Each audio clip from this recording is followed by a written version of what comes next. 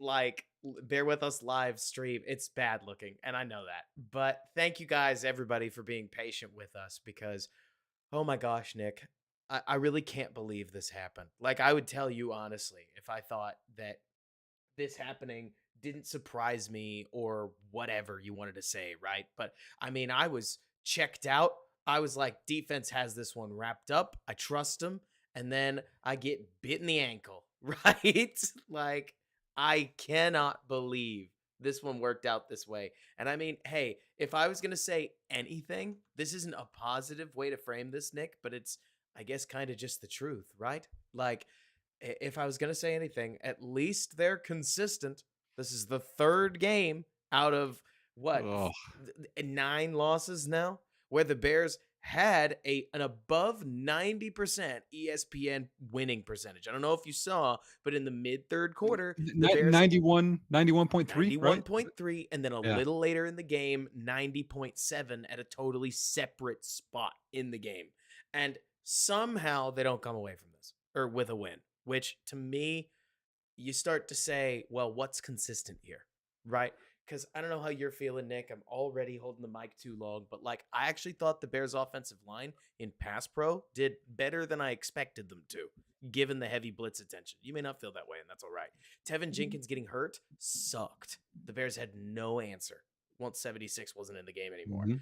It it's just a sad performance. That, to be honest with you, I'm sitting here and I'm like, I feel cheated because it wasn't supposed to be like this, right? There's a lot in terms of coaching that bothered me, and I'm sure we'll dive into a lot of that, but I guess just overall, um, the defense played, I would say, great for 3 quarters. I mean, great on the Great. road.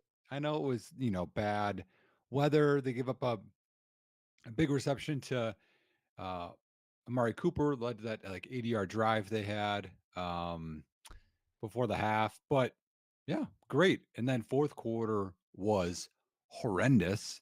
And from, I don't know, halftime on, it was like the most conservative offense it could be. And like, eh, honestly, everything had to go wrong for them to lose. And that's what happened. Like the fourth down, Justin Fields keeper. Mhm. I thought it was a good play call. I did too. Honestly, he had a pass option. It's to his right finally, and I mean, if he would have just taken off and run right away, he probably would have had it. But he, tried to, you know, play a little bit and then got tripped up and he's short. The 3rd and 1, jet sweep to Tyler Scott, stopped, punt. They had to make a ton of huge plays, which they all made. I mean, it was like, okay, that's that. I mean, if you're gonna collapse, like how you said, we're consistently collapsing. That was it. It was just terrible. And I mean, like, we'll get into this in the podcast. We really ought to just record the podcast soon so that we can just like then shoot from the hip with everybody in the chat here, which thank you guys so much for joining. We really love doing these, especially because when we're live, Nick actually gets to interact with an audience that loves you, Nick, and just doesn't get to talk to you like I do, spending God knows how much time with everybody on Tuesday nights. And so there's one player that I think you're gonna know who I'm gonna mention. I have backed him for a while. And today was just awful from Darnell Mooney. I mean, top to bottom, just an awful game. And I Mhm. mean, do I think that Darnell's got, I guess, reasons to be in a bad headspace? Technically, you could say that, but man, you're a professional athlete. Results are what matters here. Like we're not blocking well. We're not coming back for the ball. Like we're not fighting balls out of the air. We're not making contested catches. And Nope. I mean, Nick, I haven't even mentioned that total redemption floated into his hands. Oh. Total redemption floats into his like lap, his literal lap, man. And he Mhm. found a way to kick the ball into a Browns defender's hands, which is pretty unbelievable. Like, it's I don't know what to say. Right? But it's one of those where it always takes two to tango. There are going to be some people. So, look, we've gone off the 40-40-20 rule like all year, Nick. I'm not going to stop now. Right? Where it's like the offensive performance being so poor Everybody has to get a slice of the pie. But boy, oh boy, I can't help but feel like the Bears' weapons need an extra slice of the pie today because it Oh. was very clear that DJ Moore couldn't carry this unit and they did not hold any weight. You know what I mean? So, Aglich just said Marvin Harrison Jr. would have caught that one. Yeah, I think so too. I think, People have I mean, really terrible reaction speed though. Like just to oh, cut MHJ some slack, he easily might have dropped it and people would have gone bust. Can't believe we spent number 3. Those balls are tough. You've seen this, Nick. Like any deflection ever, most of the time is caught on accident or complete reflex. But it's very I'm not trying to give Mooney any more slack than I sounded like I was supposed to. It's more me trying to say, Nick, that was just like the perfect screenshot icing on top moment of a terrible game where you go, well, even bro, like the one, I mean, that would have been being the hero. The other one where I'm not sure he deflected it for sure was that third down where he came in on a slant that would have moved the chains and honestly iced the game and got him into field goal range. you mean It hit the his whip hands. route that he slipped on? Nope, the one on the left where he came in the Yep. fourth quarter. I mean, it Hmm. was bang bang, but when you look in the replay, it hits his hands and then he doesn't come down with it. Now I remember Um, the one that would have set up the field goal, right? yep, yep. I Just would have needed a snow cone, but you can make that catch. He did You're a snow cone one receiver. last week. So, and Yeah. that was a tougher ball too. I just calculated this up, Robert. So in I believe it's 4 drives for the Browns. How many yards do they have in the fourth quarter on offense? Oh God, it has to be 165. That's the final answer? That is my final guess. 195. I was low. Oh my word! 195. Now, D- to put it into context, That y'all, may mean they tripled their yardage in the fourth they, quarter. well, they doubled because they had 377, which sounds like Gotcha. a ton. 195 in the fourth. They had 182 in quarter. Well, I guess 182 in quarters 1, 2, and 3 combined. Oh my gosh. Are you ready to podcast? Because once we podcast, we can interact with all these lovelies in the chat. You ready? Yeah, yeah, whatever. It's All right. it's painful, y'all. All right, It's so you painful. know the drill. Just for everybody who's paying attention, or like everybody here, so that when we catch people who jump on in, uh, if you comment, I can't address you. We can't address you directly. I will attempt to work your point into the show. Like, I don't know if I made this clear last time, but if you comment something, I am going to attempt to direct the conversation in that in that general direction so that we can hit your point, but we'll vibe more after the game or like after the show. Nick and I won't go I don't think on post games like this, Nick, we can go that long, but I've said that before and then we Ha! record a 2-hour show. So, you ready to roll? Yeah, man. Awesome.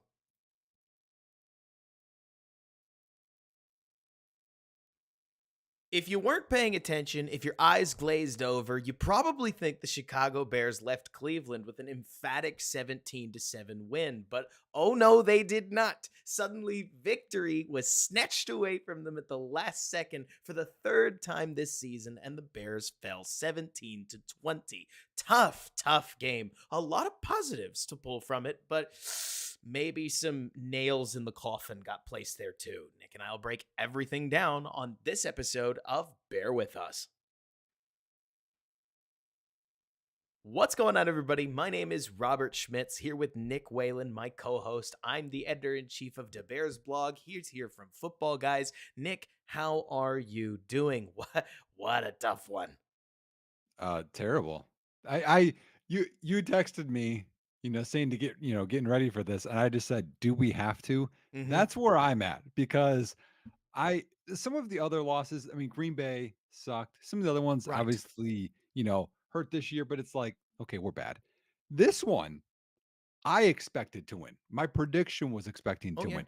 For 3 quarters, expected to win, and then we lost. So this one is just extra painful on a Browns team that got even more injured right away when they lost one of their offensive linemen. They were down to 4 backup Immediately. linemen, and we still couldn't beat them. What really hurts me, Nick, is you talk about how you predicted a win. Both of us did. We went on the BFR podcast. They asked us, how confident are you in this game? You said 9 out of 10. I said 9.5 out of 10. one of the bold predictions that I pulled out from that show was I think the Bears offense is going to score as many or more touchdowns as the Browns offense does. And man, for 3 quarters, we were nails. Not we, the Chicago Bears. I mean, everything you and I said, it was just like, yep, chalk. Yep, defense is going off. Eddie Jackson nearly returns a pick six. It gets caught or like gets cut down at the 1 yard line, spoon feeds the offense a should be touchdown that, of course, they made difficult. And then Justin Fields like pushed the ball into the Oh, end zone.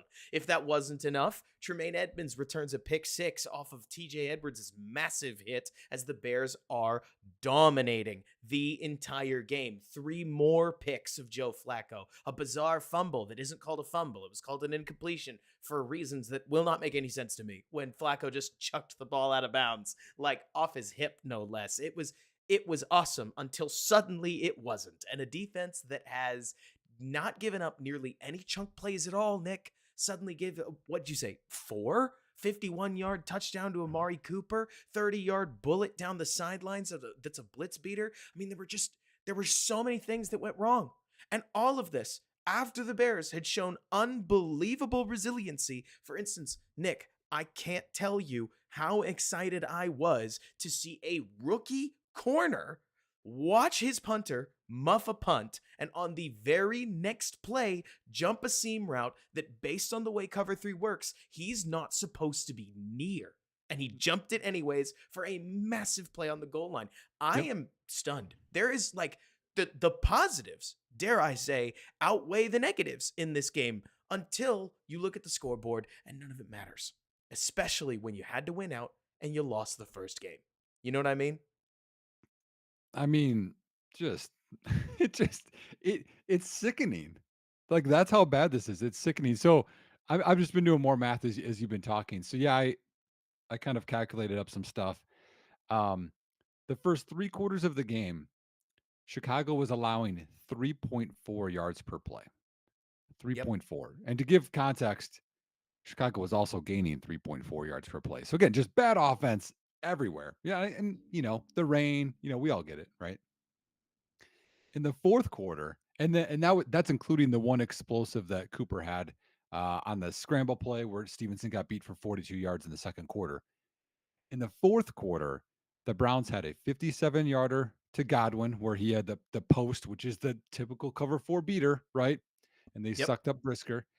And then the 51-yarder touchdown to Amari Cooper, which honestly that play reminded me of the Minneapolis Miracle, where like the safety's like between the hit and the pick, and then he doesn't do much. He gets a touchdown to tie it. And then in overtime, or not overtime, sorry, late fourth quarter, Stevenson takes the post, which the safety was there for the post, so let Njoku easily open on the corner up for 31 yards. And then I have no idea, Robert, what was going on at 3rd and 15, where you let Njoku free and you drop Justin Jones, which I get it on a shallow. It's 3rd and 15. What do you think you're doing? 3rd and 15. That's the time to be conservative. Give them whatever. They're not in field goal range. Like, what do we 34 yards there? They had 195 yards in the fourth quarter on 23 plays, Robert, Yep. 8.5 yards per play. Yep. What a joke. And what hurts me, Nick, is that, you know what? If this was a one-off game, this stuff happens, right? Like, I think the Miami Dolphins, sure, they've got plenty of issues, but they just allowed one of the most ridiculous comebacks not even a week ago on Monday night to the Titans, right? You look around the league, this stuff does happen. It shouldn't happen 3 times. This feels way too same song, different verse, right? This isn't even the worst blown loss of the year. There's 2 others. And you start to stack these things up and you go, why does this keep happening? Like, to your point, they weren't even soft in coverage this time around, but Stefanski still had them solved by the end of the game and called zone beater after zone beater. You mentioned Tyreek Stevenson getting sucked up. He takes a route that you need to take when you're the cover 3 corner and Yep. just allowed, I thought it was an over. It doesn't matter if it's a corner and over. Njoku to just waft into wide open space at a time when you just can't let that happen. If anything, the Browns got into field goal range so fast, it still gave the Bears a chance to pull the game out of the fire there at the end.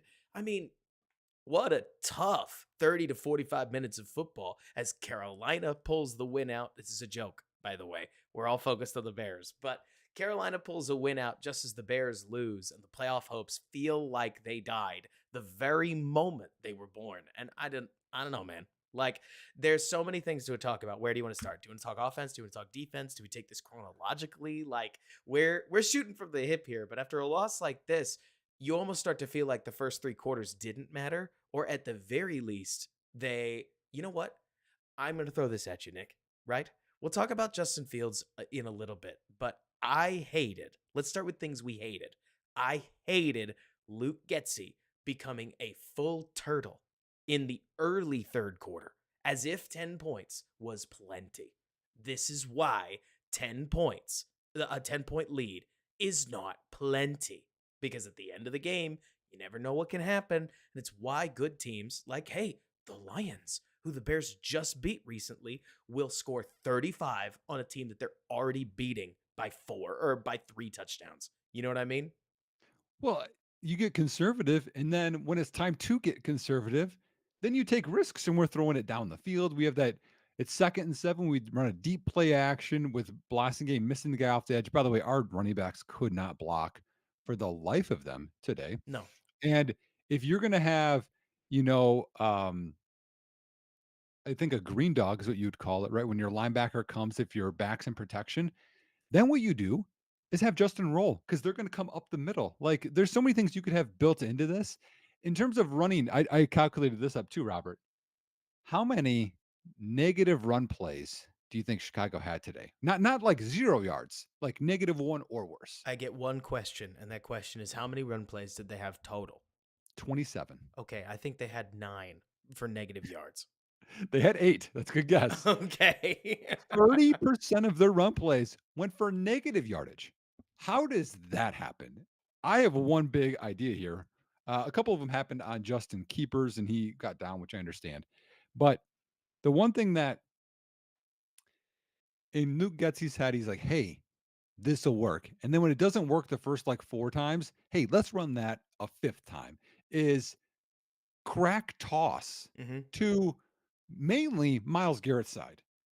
I don't know. I don't think Cole Kmet can block him one-on-one. But who am I? I'm just some guy on a podcast. I've only coached before. And look, it didn't work any of the times, Luke Getsy. You're an idiot. Okay. That's one thing that bugged me. I have one other thing that is just heating me up. Okay, Robert. And Tell this me. is situational football, Right, situ- which is huge. Okay. Before the half, right? We threw the Hail Mary. Okay. right. I want to walk through that a little bit. It's a 52-yarder, and from what Eberflus had said, what it was into an 8-mile-per-hour wind, and he didn't want to try it. Okay, it's 4th and 4, 7 seconds left, and you have a timeout. You can't get a playoff That's what anywhere on the I field, thought. I thought that was anywhere on the field, crazy. or we've seen this happen before, where you can spread them out. You can get the Hail Mary formation. What do you think the defense is going to do? They're getting ready Hail Mary formation. Just want a quarterback draw for Fields, get whatever, get down, timeout. We saw the Cowboys try this and it didn't work for them to spike it. But we've But we seen have a timeout. but we've seen the Rams, we've seen the Packers, we've seen all kinds of teams line up in that Hail Mary formation and run an out. And it costs you 5 to 6 seconds. Like Mhm. if you do this thing on time, it's not that long. And sometimes No. you could even do it in 4 depending on if you're really just throwing a heater to that outside side. Yep. I mean, So you get 5, 6, 7 yards within 7 seconds. Very doable. Now it's a 45-yard field goal. That's I don't care in the elements with Cairo. Yeah, let's do it. I would even say even so we should have tried it. But that's neither here nor there. I'm not going to complain about not getting the rougher the passer call, which was a joke, by the way, right. at the end of that Hail Mary. Okay, end of the game. Same scenario, Robert. Mhm. It's a 62-yarder to end it. I understand that's a little far. 2nd and 10, 10 seconds left. Incomplete pass to Komet. Okay. No timeouts. 5 seconds left, 3rd and 10. They do the Hail Mary. If you look at the right side of the formation, there's DJ Moore's over there, kind of alone. And the DB is 10 yards off. You're telling me you can't throw a 5-yard, it doesn't have to be an out. Just he just runs 5 yards to catch it. The guy's not going to be. He's not trying to trigger on his T step and come forward there. Right. So that would make it shorter in terms of if you want to try the field goal, which I think at that point you almost have to, or a better Hail Mary. But like those are two situational things that are just very logical. And if you were going to do the Hail Mary, Robert, here's the other part. There's 10 seconds left in the game. And the second and 10, when you try to do the incomplete, when that commit were wherever Mhm. outside on the sideline, throw the Hail Mary then. Because if you don't get it there, and it's incomplete, then you might have time for a second Hail Mary. You know what I mean? Like there's different things you could do here versus, hey, we have to get a little bit of yardage here because if in your mind you're said, hey, I'm not going to kick a field goal, okay, then do the double Hail Mary route. But if you're thinking maybe field goal, then you should have tried another one to DJ Moore before the Hail Mary on third down. Does that make sense? Yeah, it does. The main thing that I would be thinking about if I was a coach is that I'll be damned if I'm going to lose a game because our 5 yard out didn't happen fast enough, right? Like, I could understand basically just getting fritzy there at the very end. But I think everything you're saying about what happened in the first half is completely illogical. If anything, I remember they didn't line up for the kick. They instead lined up for a Hail Mary. Justin Fields gets a hit in extra time. And I was sitting there thinking, really? That's it? Like, I mean, they come one Darnell Mooney snow cone catch away from being able to say that they were in field goal range, but that stuff happens. If anything, it was surprising how well the Bears had walked up the field before then, and then nothing to show for it. Right? Mhm. It was it's an incredibly frustrating offensive day. I mean, you mentioned the toss crack stuff that they kept running at Garrett. I get why they thought that they were going to pin Garrett. It's a lot easier, you'd think, to pin that defensive end on that side. But I mean, for crying out loud, this kind of reminds me of when Matt Nagy ran straight at Aaron Donald and he just ate the game alive, trying to block Aaron Donald with like Rashawn Coward for nearly an entire football game. And if anything, Nick, part of me sits here looking at this game thinking, we didn't really talk about this over the last couple weeks, but I think it's been burning in the back of our brains ever since that Lions game happened. We didn't run the ball well against Minnesota. We ran it really badly against the Lions last week. You get these occasional nice runs from either Justin Fields or Deonta Foreman, and most of the other runs are non viable, right? I don't know what Mhm. happened with this Bears running game because last year they seemed like they were running it productively with literally any lineman, no matter how Yep. good or bad they were, that they put into the game. And right now, it just feels like it lacks ingenuity. It feels like it lacks detail. They can't seem to move anybody. I bet you a lot of that is the fact that they're facing these 7 to 8 man boxes that are partially because they keep condensing the formation, and Yes.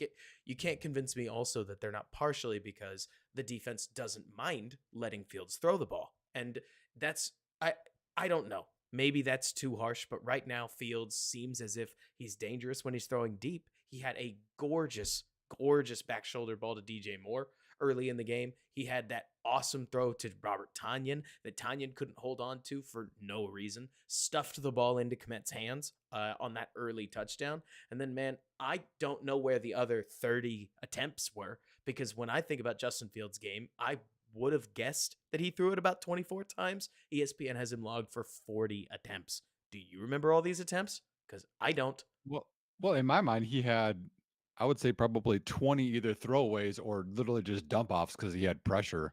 Um, You're right. There were a lot of I mean, throwaways and dump a, offs. a ton. I mean, that's the thing is like people, completion percentage. Those are smart throws. Like he took very few sacks, which he could have taken way more due to, I would say, running back pressure, some interior O line pressure. Obviously, yeah, that's the one thing that bugs me too is that in terms of formations, I know we're pretty obsessed with Cole Kmet being on the field and being a blocker. I've not been very impressed with Cole Kmet's blocking, if I'm No, being honest. no. And Mercedes Lewis, I really like his blocking, but when he's in the game, what do you think the defense thinks is happening? Oh, we're running the ball. So, I mean, honestly, if you have an athletic quarterback and he's struggling with his reads, spread it out, makes it easy. You can go 2 by 2, you can go 3 by 1, whatever. They can't have 8 in the box. They have 8 in the box, easy throw.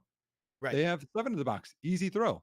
If they have 6 in the box, you read one guy. Now it's one-on-one blocking or QB keep one-on-one blocking. Like Mhm. like you can simplify it. They can't play the games that Minnesota's playing. Like to me, you're really playing into defense's hands in terms of making it more difficult for Justin.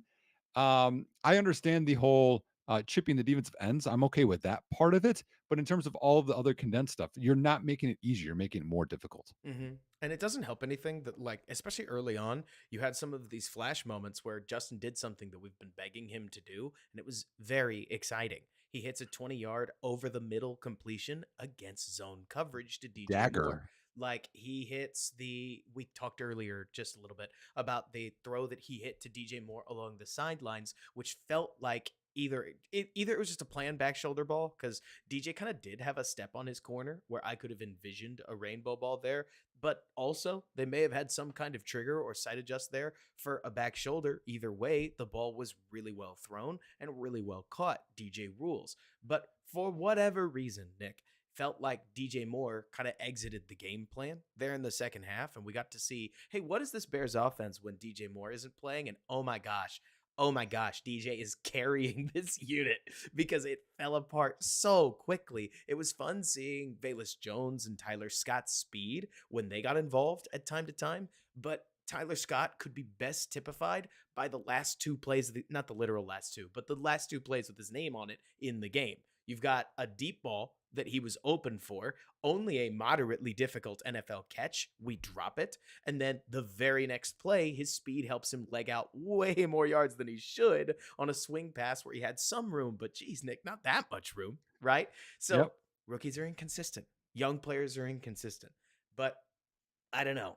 I mean, help me sort through, I guess, my feelings on this because I end up looking at this game in particular, thinking the offense was worse than the sum of its parts. I really liked the way that the tackles held up against some dangerous edge rushers. I thought Cody Whitehair filled in relatively fine, but man, the weapons were so poor today. And there were a couple rushing lanes that I just can't help but wonder if Fields had taken them. And I know I'm the guy who wants to see him throw the ball, right? But if he had just decided, screw it, they're playing this much man, I'm going to run. But for Yep. all I know, we're going to turn on the tape and Joke is going to be sitting there in spy position, and Fields, justifiably, is going to be saying to himself, I'm not beating him in a foot race. He'd probably be right. So you tell me, how do we feel about this? Because we went from we're going to go 8-8 at least, and then we're going to square dance with the Packers to the playoffs to never mind, LOL, maybe it's all over. Like, Yeah. are we being Yeah. dramatic, or do you feel swung too? Well, no, I feel swung. I have a few other things about the game, and then if you want to talk about coaching and whatever else Sure. too. But so, and I'm not sure how much people are watching other football games. There was the play Tampa Bay had where he crossed the goal line where they replayed it because they really want to make sure he scored before he almost Leon Ledded that play for Oh the my old gosh. people here that can remember the Super Bowl play. And then Arizona just had a touchdown called back on special teams they had on San Francisco and it got replayed.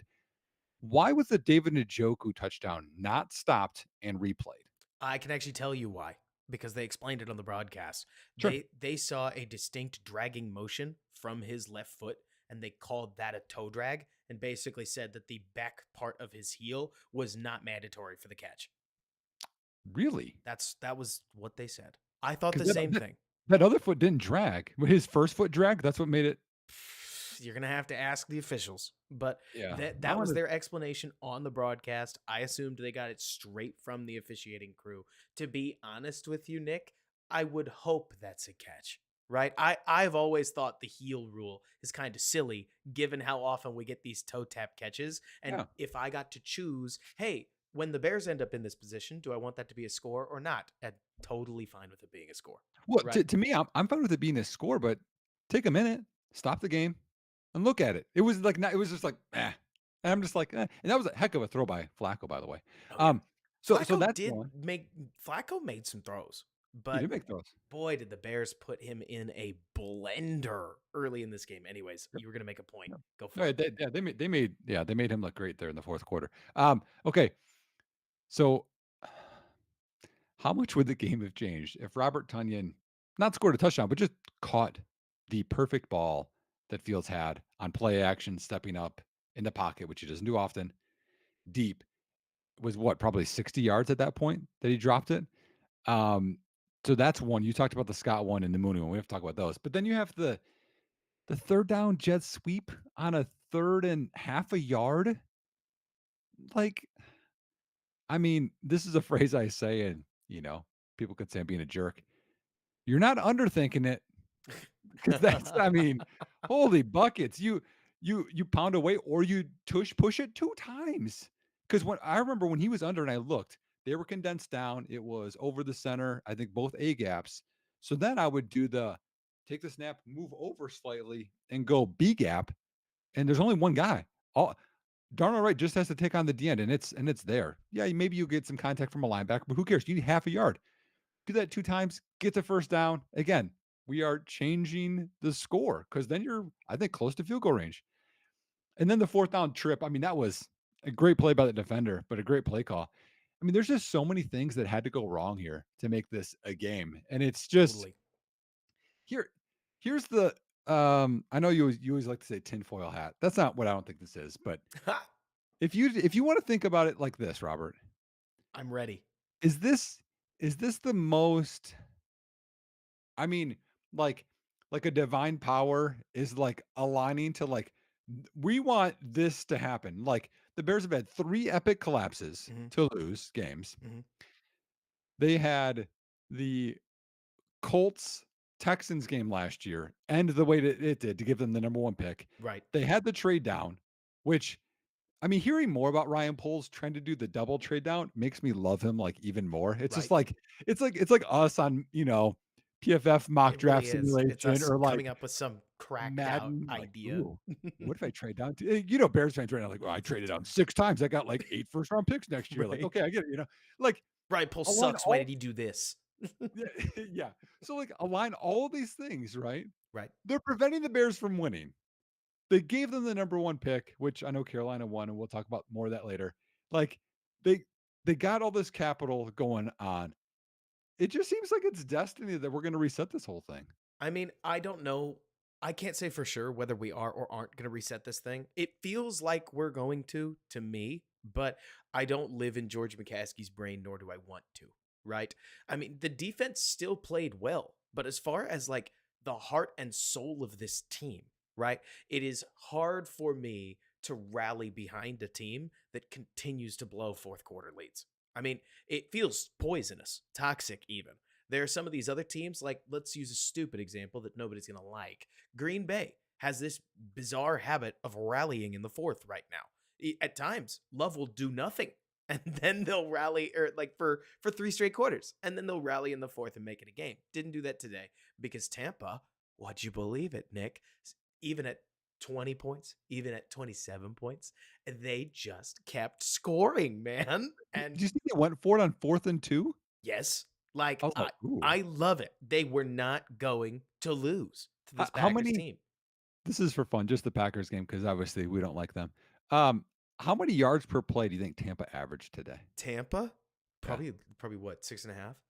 7.5. Holy smokes. They Like, averaged they averaged 10.7 yards per pass. And to, I and if you guys read my DFS article, I recommended actually the Packers because I thought Godwin wasn't going to play. I'm like, oh, the Packers could be decent play. Tampa coming to December and Lambeau. Sorry, y'all, I missed on that one. But like, it just seems like it. And again, you can look at my picture here if you guys like. I'm such a Fields fan, but like, just all of the things have aligned. Where it's just like like oh, you're man. you're you're You know you're what I mean? playing you're playing your video game, y'all, whatever it is, the old school guys, Tecmo Bowl, Tecmo Super Bowl, the Madden generations. If there's a few NFL Blitz guys out there that love that game, like things didn't go your way, NCAA, and you're like, reset. Like that's just, I mean, you're saying like we have the parts. Like no matter what happens, we're gonna be good because we have such a good core right now. It feels that We way. need we need another weapon. Probably need two, And to be honest with you. Like, well, okay. I mean, I'm serious. what? No, Like, no. I'm just saying. No, I've had this theory. What if you go Harrison Jr. and Neighbors, and you're just like, "Pff, we're gonna be balling." I have no idea. But then at this point, like you're saying, I mean, at that point, you're going to have Justin Fields convince everybody inside that room, not just the locker room, but also inside like the front office, that this stuff is not going to keep happening, right? Yeah, The number one for Chicago keeps ending up on the wrong end of these. right? And the Mhm. worst part is that you sit there, you have this picturesque moment. The Bears are at the 45, just 10 more yards, just 10 more yards by hook or by crook. We run out of time. We end up having to heave the ball into the end zone, and Yep. the categorically unthinkable almost happens anyways. I mean, that Hail Mary would have rescued a Bears day. That, honest to God, the most frustrating part about this, Nick, is if football was unscored somehow, right? Um, I would tell you that there was so much positive to take away from this game that I'm upbeat. But you have to win the game for most of that to really matter. You know what I mean? Like And good teams win games. Like the you could talk about players, you could talk about this or that. That Cleveland team was so depleted. I mean, Joe Flacco had nothing Cooper, to work with. who's Cooper and Njoku, who I mean, they're not bad, but they're not. It's not Justin Jefferson, y'all, and Kelsey, and like, and they outcoached the crap out of us. Oh yeah. I mean, one thing that I know in the world of every play in football matters. Okay, so obviously you have the Tanyan drop. The Tanyan drop was followed up immediately by an outstanding display of poise as Justin Fields hit DJ Moore down the sideline for 27 yards. So no, Tanyan probably doesn't leg out the, what do you think it is? Probably a 50-yard completion that he would have had, because I think he gets caught pretty fast by the linebacker personally. Well, it's But still a linebacker though. It ain't a DB. totally. It's possible that he runs away into the end zone. He was wide open, right? But so it's more to say that immediately you get 27 yards, and the moment that you got 27 yards, the offense went kaput. But beyond that, Nick, would you like to guess how many three and outs the Bears had? I Oh, counted four and outs. Drives where they had less than 10 yards, zero first downs. how many drives total? You gotta give me that. Okay, so let's count 1, 2, 3, 4, 5, 6, 7, 8, 9, 10, 11, 12, 13, 14. I think it's 15 drives total. 15 drives. I'm gonna say they had 9. 13, 14, 15. They did have nine, by the way. Nine three and outs. And to the Oh, we hardest part to suck. me is that when you forget about that, right? It gets really easy to focus on the specific plays that didn't get made. They did not move the ball well at all. I mean, if, and now this is a huge if, Nick, but if we tried to categorize this into, let's call it earned points, right? So that's points that you scored as an offense that aren't the Eddie Jackson gives you the ball at the one points. They had three all day. And Yeah. I don't even think Fields played that badly. Like, that's really not the argument I'm trying to make. It would be easier if it was, wouldn't it? But this offense just got boat raced for the majority of the game. And for the majority of the game, I didn't really care that much because the defense felt like they were so trustworthy that whatever, okay, so we're having a bad offensive day. But Nick, we'd kind of talked about this, that the Bears would slog and grind their way to a couple points. I thought they'd get seven more, right? And they would cruise to a victory because the Browns offense couldn't do anything. Until Stefanski figured it out. You talk about how at the end of the day, good teams win games.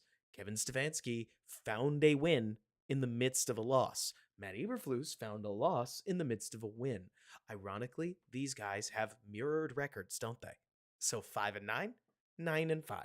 And past a certain point, you start to wonder if that's just how it is. You know what I'm saying? Yeah, like right now I'm just going through and looking at so many different drives and just like oh, how they've just like set themselves up to fail against a good defense. For example, starting the half with the football, 7-7. Okay. Get a touchback. First play. Negative 4-yard run by Deontay Foreman. From what I remember, they timed out the snap count and Shelby Harris just messed everything up. Second and 14. Keeps happening, by the way. They Yeah. Yeah. keep giving the snap count away. In every away game, they have this Right. problem where they just And lose a series to the snap count.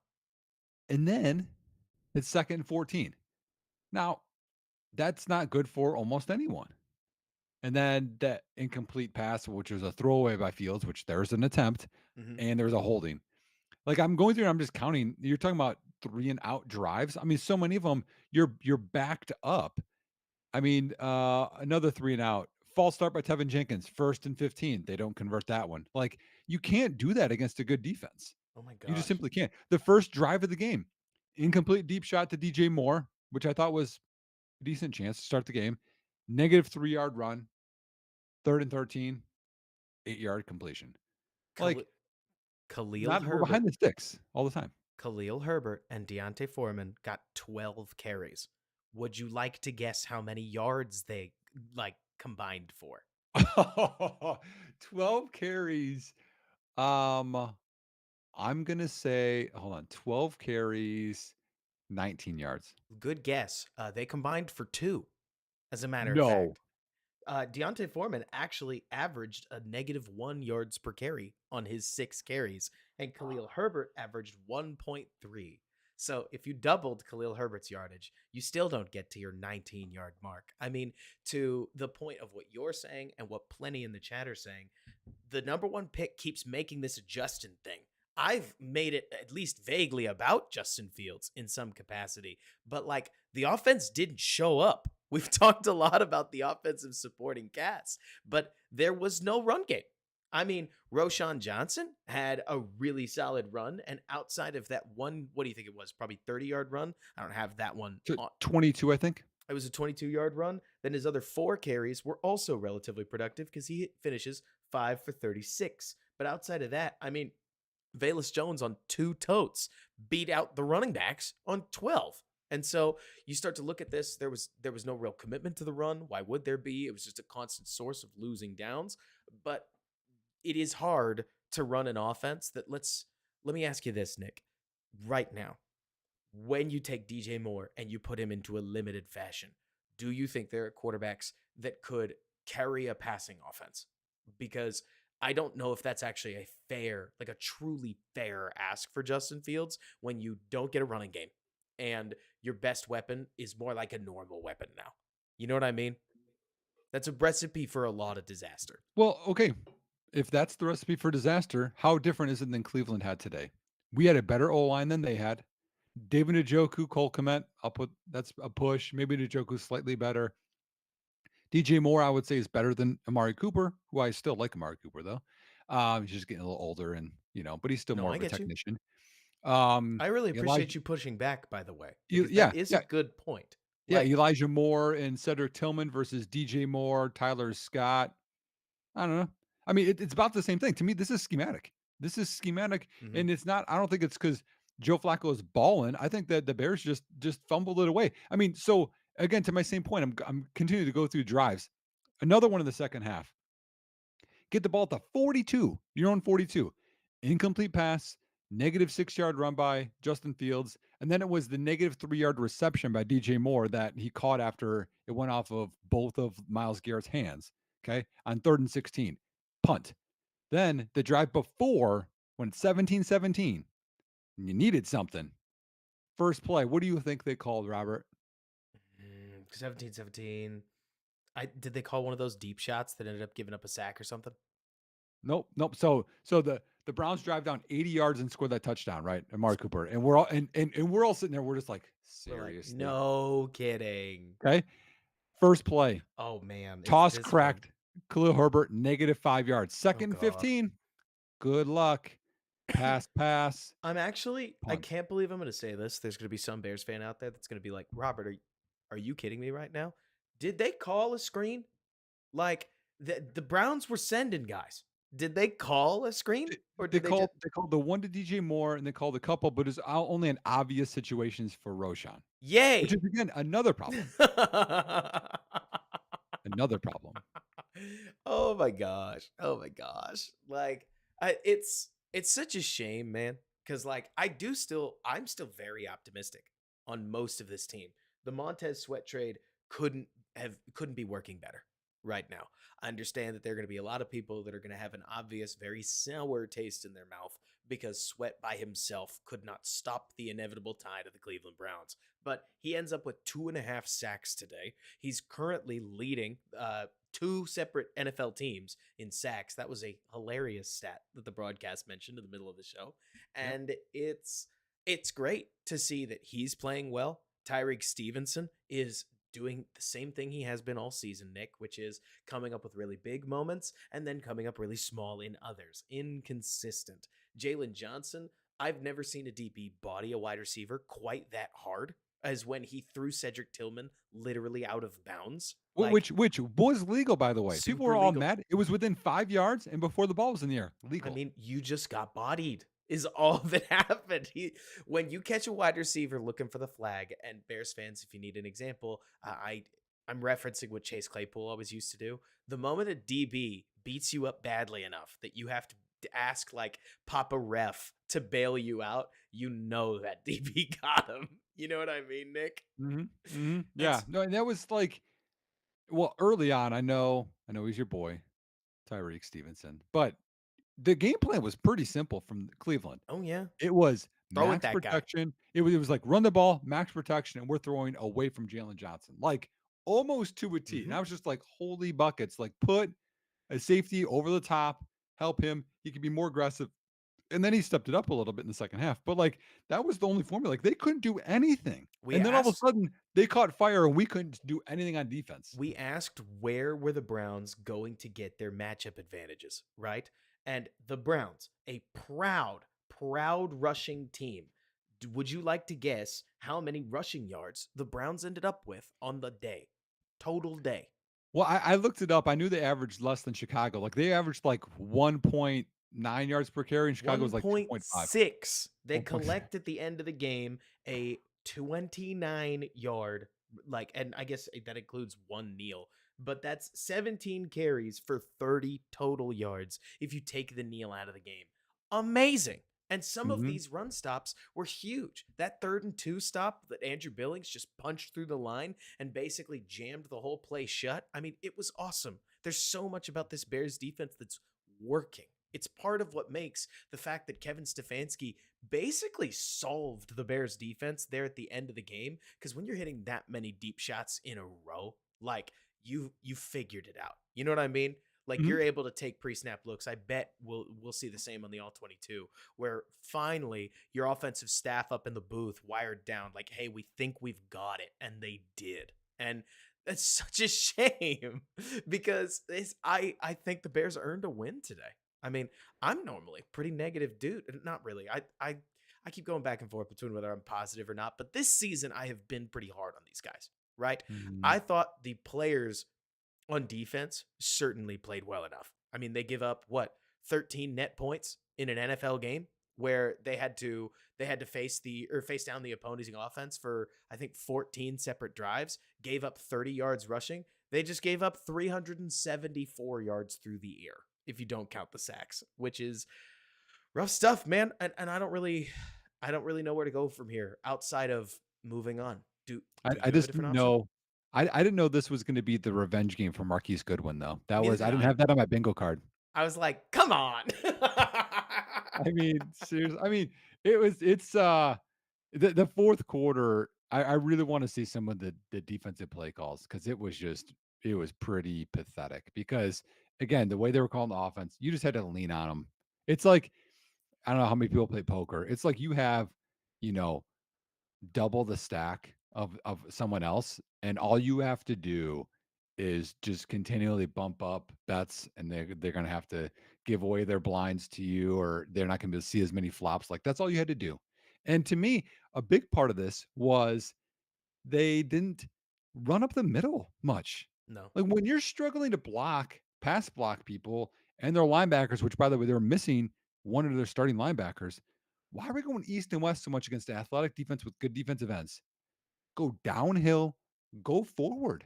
Maybe Luke Like, Getzey hates Lucas Patrick as much as you do and just thinks there's no way we're going to run this thing up the you know middle. the best part about Lucas Patrick? Here, I'm going to give him a positive. He is a big celebrator. Yeah, He he gets with is. his teammates. He is pumped up. That guy loves football. That's the best compliment I can give him. A big celebrator.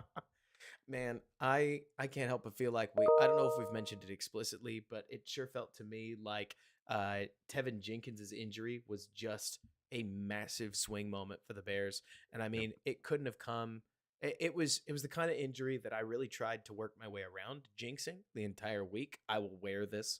I have been hinting at it for the last couple weeks that Tevin's been healthy, and that's been awesome. I hope he's all right.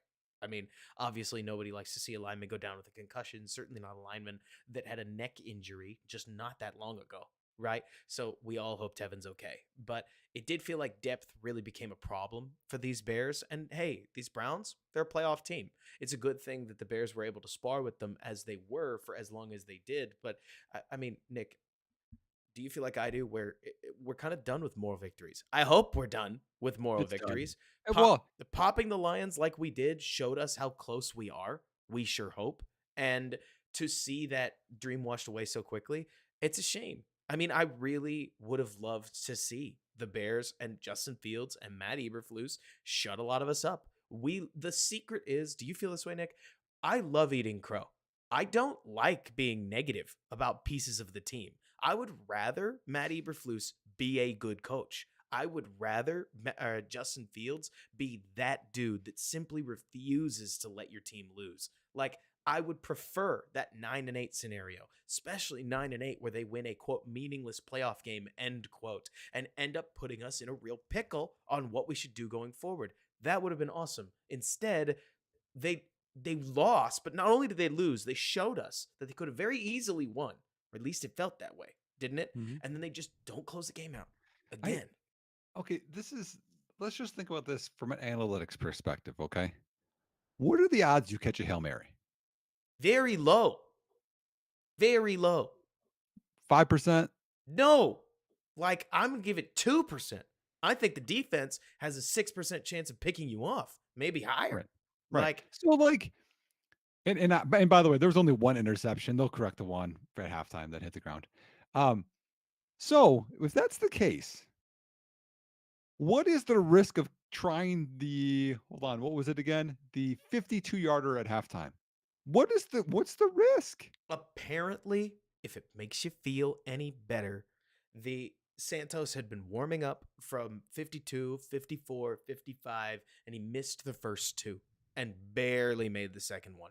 And there was legitimate concern from the people inside the stadium whether Santos had the leg or not. In fact, I texted somebody who was like, "Oh, he absolutely doesn't." And I'm with you. Who I, who who cares? cares? But It's short. What are they gonna return it? Devin Hester us or Nathan Vasher us? Who well, cares? the other thing to think about here, we're going big football nerd mode, right? But the longer you're trying to kick it, the lower the trajectory. And if the Yep. Browns had deflected it and somehow like turned it into a block that goes back the other way, you could be staring at disaster when at the time you thought you had them wrapped up, Yeah, but right? no, hold on. Time out. No, no, no, no, no. It's the score is 7-7 at that point. Yeah, I That guess was you're right right, before the half. The tied ball game. man. And you have 5 wins on the year. I mean, that's the other It's like we're playing Nick, that's like the we're Cowboys. Let's just shoot from the hip. I got it. Let's do the Hail Mary. They won't see this coming. Versus a 52-yarder. If our kicker is good. If he's short, okay, he's short. If they returned it all the way, we would just be like, wow, okay, it's not our year. But like, get some points. That's a part of this whole team and its identity that has really ground my gears for pretty much the entire season to this point. Is I'll watch tons of these other teams that they step on the gas. It's almost as if, Nick, you will watch these teams intentionally not play complementary football, almost silo themselves into an our unit. We are the defense. We are going to try to whoop your butt on every single series, regardless of score. Right. And then maybe they do some weird end of half stuff. But oh, we're up by 2 touchdowns. We're up by 3 touchdowns. That's not really going to change what we're doing based on how you line up. And then the offense is on the other side of the ball. Every opportunity is an opportunity to go score more points. Maybe you change it once you get to the back 7 minutes of the fourth. But in the third quarter, man, open season. The worst part to me was that the Bears tried to open things up with a heavier passing attack that sputtered, but it was healthier than their running attack. And then they pivoted into a conservative rush approach that Cleveland was absolutely ready for as early as the third. We talked about this a little earlier, but I really want to Mhm. dig into it. It felt to me, whether this is Eberflus or Getsy, let's just blame them both, right? Um, that or it feels to me like they got the edict, hey, Our defense is going to take us home. Let's just not give Cleveland anything that they can celebrate. And to me, that's how you lose games. And the Bears lost, and they kind of deserved to. And that really frustrates me. No, and I'm with you. I mean, we Chicago. Sometimes it bothers me, by the way, if saying we, and that's purely from a coaching perspective because I've coached for a number of years, and people will say we, and I'm the one that like puts in the hundreds of thousands of hours coaching, and I'm like we. You just watch the team from the stands or from TV, you know what I mean? But neither here nor there. That's my No, only I gripe got you. with it, I got you. But like Chicago, they're really good at losing, and to me, like, that's a staff thing, that's a team thing, but no matter what, Robert, at this point, I'm just looking at this. You have 5 wins. Even if you win the last 3, I think Matt Eberflus is gone. I am I bad for hoping so? I mean, he's done a great job with the defense. The defense looks awesome, right? But past a certain point, there does need to be some accountability, especially if you think especially if Carolina ends up delivering the number 1 or number 2 overall pick.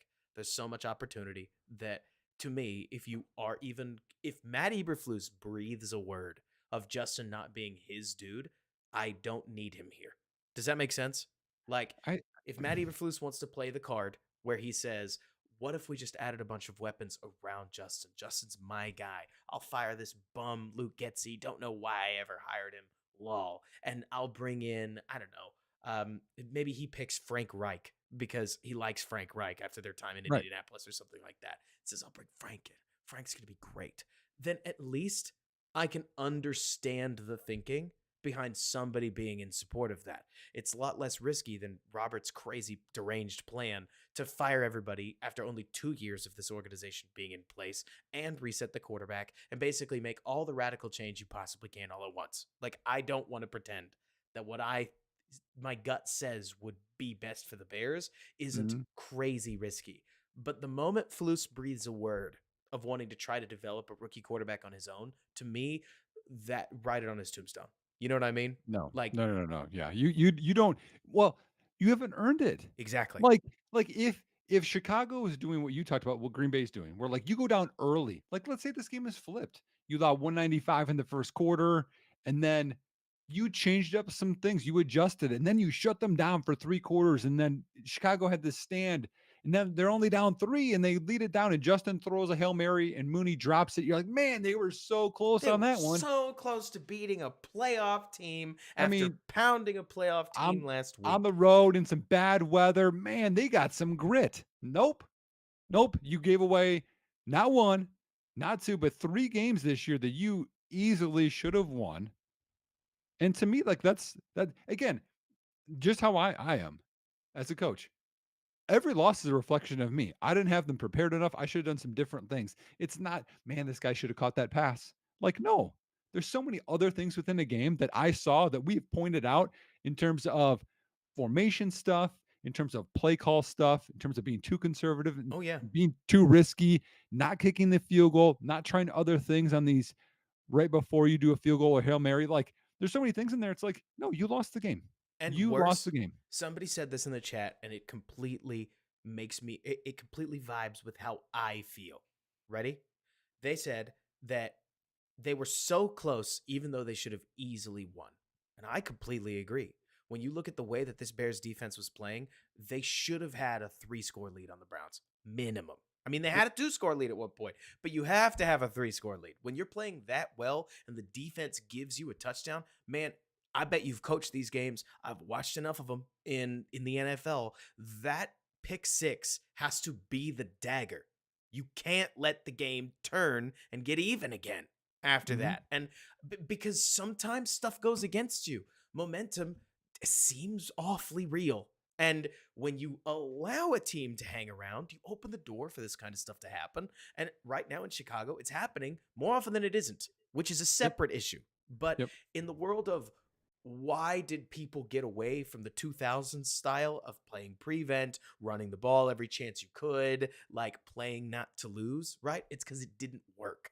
It's not just against the Browns. The scary part is that If you had to guess right now, Nick, where would you go ballpark, gut feel, where out of 32 would you peg that Browns team in terms of danger, let's say? Like in terms of how tough they are to beat? Yeah, like if just today, shooting from the hip, are they better than 12th? No, not a chance. So that means you lost to a not top 12 team. No, there, no, no. there are more dangerous teams. The You Buffalo Bills are rocking the Cowboys right now. yeah. The Arizona Cardinals have gotten smoked so bad by halftime that Arizona trotted out Clayton Tune to clean the game up. No, no, he Like, got hurt. oh, even worse for Kyler got Arizona. hurt. Yeah, they almost tied it at half. That special teams call got called back. But so a couple other things. So you had talked about the coaching part of this.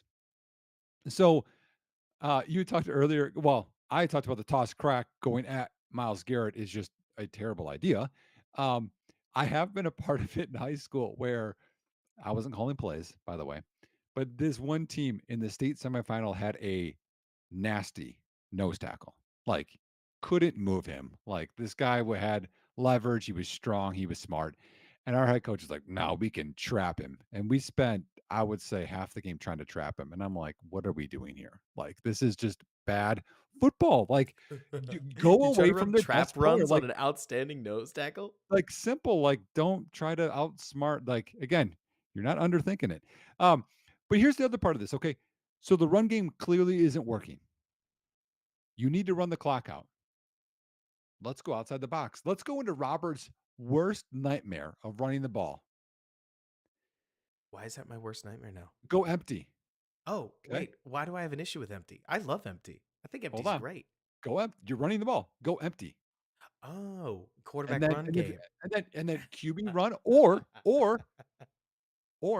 you have maybe a quick concept, a long concept. Fields drops back and then just runs, and they can try and QB mirror him all they want. He runs a 4-3. Like go outside the box, try something. You know what? Here we go. Let's run. Let's run. Toss crack left to Herbert. We're tied 17-17. This time it's This gonna time it's work. this time, baby. Nope. This time it's gonna work. Just No, like I mean, they can't fire him now, can they? There's 3 games left. They can't fire him. I mean, Yeah. I feel like there's a lot of teams that would, but most of them already did, right? Like we Yeah. we kind of talked about this, Nick, when at the bye we mentioned the Bears had their opportunity to fire Luke Getsy. I mean, you were coming off a Minnesota game where things patently did not work after a full season of things patently not working. Not to mention, you could have just blamed it on the three screens thing, like the three screens in a row thing in Minnesota. Instead, they rode with Getsy. Somebody in that building likes Getsy a lot, right? And so I don't know if you can fire him now. I almost don't know why you would, to be honest with you. Can Just, let me ask you this. I have a question. So Justin Fields today. mhm. Sorry to cut you off, but No, go for it. um, was there any point today when Justin Fields was at quarterback and you were like, I'm concerned. I don't have confidence in this guy. So, can I let me take that and spin a little bit of a yarn. Who would I Sure. be if I didn't? As a matter of fact, Nick, about halfway through the second quarter, I was sitting there thinking, "Damn, he is on today." Like he was making a couple throws here and there where I was like, "Wow, this is a really good version of Justin Fields. This is, dare I say, the best version of Justin Fields." You Mhm. see the super athlete stuff come out on the 3rd and 6 that he converts. Granted, I do think he made the play look even harder than it could have been because I know there are a lot of quarterbacks that would have hit the back of their drop with Miles washing around the left hand side and just stepped up immediately off instinct, right? But when you're 230 and you could squeeze out of a tackle like that, yeah, do you show up on the highlight reel? It's badass, right? Like, Mhm. hits some big time throws, has a couple of turnover worthy moments, sure, but it's a Browns defense that's awfully tough. To me, Nick, what got hard was once the Bears were off the front foot, it got really hard for them to get back on it. Like it felt as if the only pass play they knew how to run out of play action was this 7 to 9 step deep shot out of the gun. And it's like, what are we doing? Right. Yep. And then by the very end of the game, Justin's been in so many of these like 1 minute to 30 second situations where he's got to go kick a field goal. Did you think he was going to get it When? right at the end?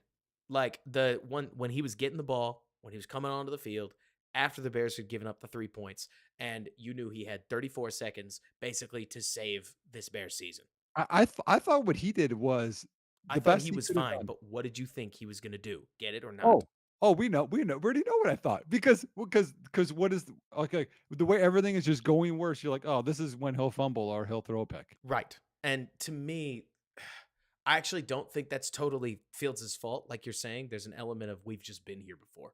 We just know what's going to happen. But I wish I didn't feel that way. You know what Here's I the mean? problem with that. Here's the problem with that.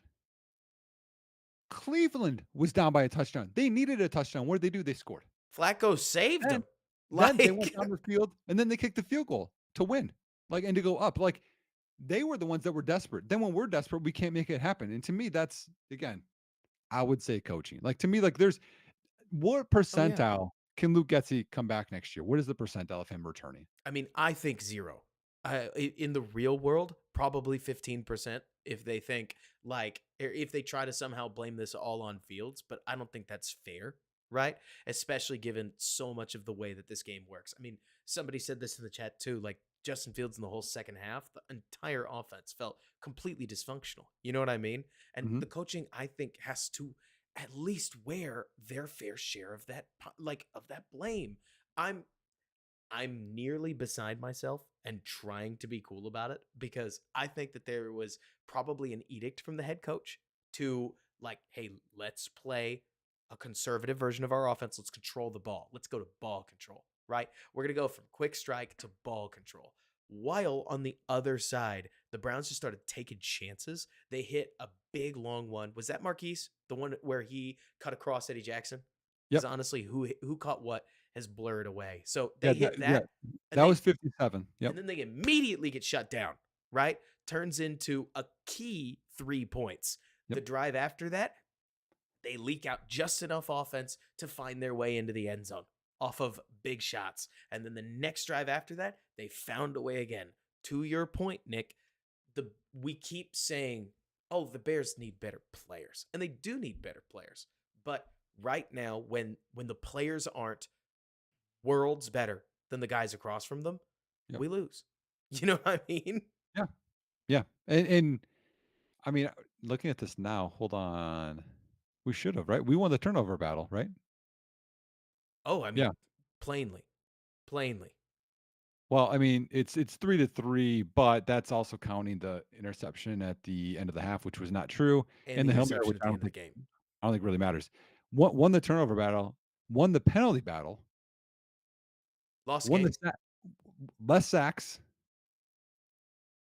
and lost. Like, it's just it's just so pathetic. You cannot allow 195 yards passing And to Joe Flacco. And by the way, to anybody out there that might think that somehow the Bears defense, like, yeah, sure, okay, we're going to take away some Justin Fields interceptions, this, that, and the other. Like, oh, wow, you guys are saying you won the turnover battle when you didn't. It doesn't help anything that TJ Edwards had a ball phase through his fingertips. And also, Jalen Johnson had a pick in his hands that then the wide receiver did a really good job of ripping the ball back out. Like, this Bears team was all over them.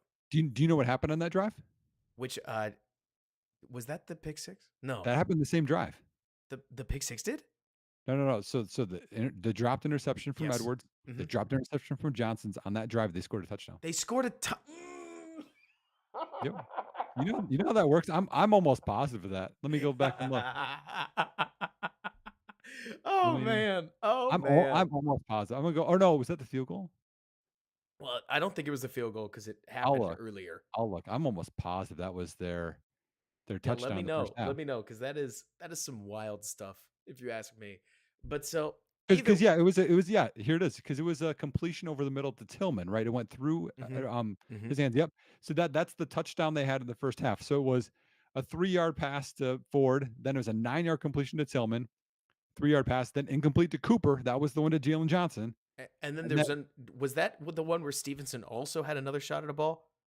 no, no, that was another drive, but then the play right after Jalen Johnson dropped that was the 42-yarder to Amari Cooper on the right, the broken play on 3rd and 7. right? and then they drove down and scored a touchdown. And I can't help but look at this stuff, Nick, and I'm like, okay, on one hand, I would love for our guys to cash in, but on the other hand, if Greg Newsom's hands were made of like, you know, perfect carbon fiber, then like they would have picked Fields off two more times. You sometimes the football gods give and sometimes they take, right? Defensive Mhm. miscues balance themselves out. I can't help feeling like the Bears' direction, especially given that they were just doing a tear it down to the studs rebuild not a year ago, is still up. But I can't help thinking you got it. You might need to change the horse. You might need to change the jockey, right? Yep. Just because at this stage, the Bears pretty much need like I don't know. I would tell you what I think they need. It's more like I just struggle to watch this and take it seriously, right? Like what would this Bears team have to do in your eyes to make this current formula? We're going to talk top down. What would they need to do to make this edition of the offensive coaching, this edition of the defensive coaching, and sure, quarterback. But I know what you think of the quarterback. You don't think he's the problem. He might get caught in the wash, but Mhm. that he's not the problem. What would they need to add to this formula to win a Super Bowl, in your opinion?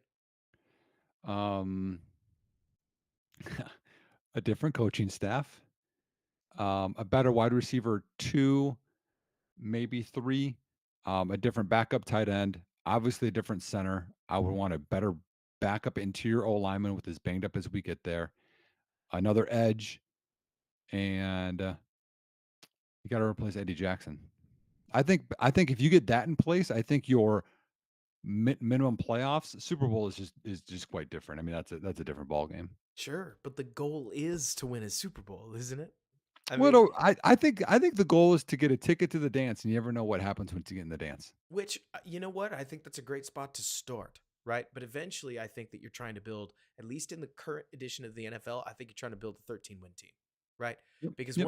once you set the bar that high, you say a lot could go wrong, and we could still be a 13-win team, and a lot, or even more, could go wrong, and maybe we'll dip down to a 9 to 10 win team, but we will still be making the dance, and then we'll be Mhm. dangerous once we get there. Looking at you, Buffalo, right?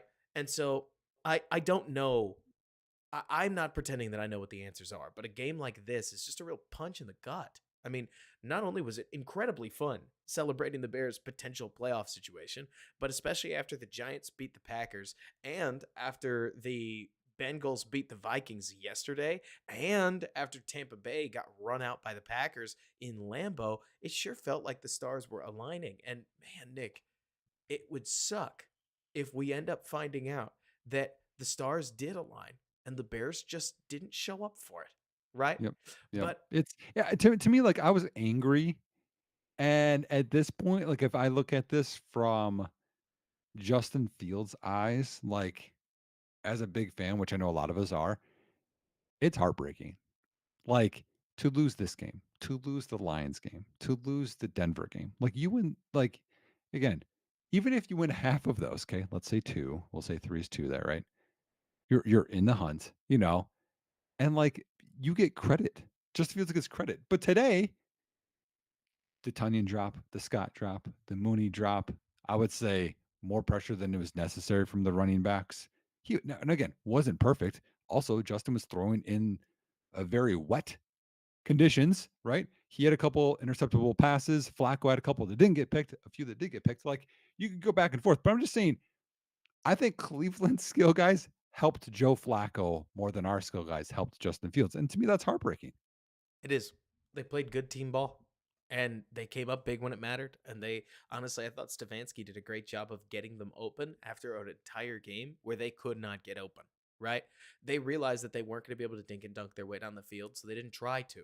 Instead, they just tried to take the whole enchilada, which is actually something I was surprised that more teams haven't attempted against the Bears. It's almost like other teams have thought, well, if we can't get our short stuff working, why aren't we going to, or like, we can't, of course, try to go deep on these guys, but I don't know. The all 22 will tell a better story there. I mean, Yeah. it ultimately amounted to a couple plays going wrong, but it's really frustrating. And I don't know. I think that there are a lot of answers that you could find in the head coaching world at this point. I don't know what's going to happen in Pittsburgh with Mike Tomlin. I don't know what's going to happen in New England. I don't know what's going to happen relating to Ben Johnson, whether he's just going to run to the Chargers job. And I'm only using Mike Tomlin, Bill Belichick, and Ben Johnson to just build you three very different dudes that run their team in very different ways, Yeah, right? it could be if you change quarterback at 101, if you get 101, you could definitely have that person as the head coach as well. I think Mhm. that's an option. We did have one person ask, I can't remember the last time a Bears receiver made that contested catch in the back of the red zone that the Browns got. And I do. Do you, Nick? Here's your trivia question. When is the last time that a Bears receiver and or tight end made that contested catch? I have two of them for you.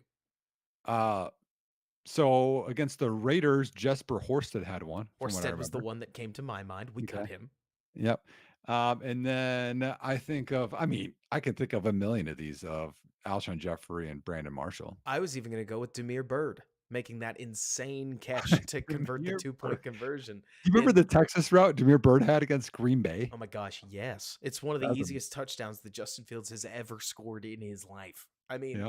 it was but it's just so funny thinking about that where it's like it's not been the Bears big dogs. Oh, okay, No, so let DJ Moore had one against Washington on the left side. it wasn't that contested, right? It Like was a it was a bait. mossing. I'm with you. It was a really Yeah, good catch. I'm not trying to yeah, take anything from DJ. If you could separate make your catch easier, good. You should, right? right. But it was anyways, do you want to hand out some stars? Like, have you ever watched a hockey game ever? You know how they do like 3 stars of the game? Well, watching hockey live, I think is more fun than watching any other sport live, by the way. It's But awesome. I don't know anything about the Star game. What is the Star game? Okay, so at the end of any hockey game, they'll give out the 3 stars of the game, right? They'll go third best player, second best player, first best player. A lot of times, the goalie that won the game generally makes it because a lot of saves, and then like the game-winning goal scorer, etc. You get the point, right? Mhm. Let's hand out some stars. You ready? Like, who are Yep. the guys that you thought played really well? I would like to start with one. Um, and this kind of stretches back the last couple weeks, so maybe I'm being a little retroactive. I thought Cole Kmet had a solid game for what he is. Like, he's becoming a much better receiving option than I anticipated he would. Now, his blocking is not that of a wide tight end, which is a little No. frustrating. I mean, Yep. the blocking difference, but it's just in how you deploy him, right?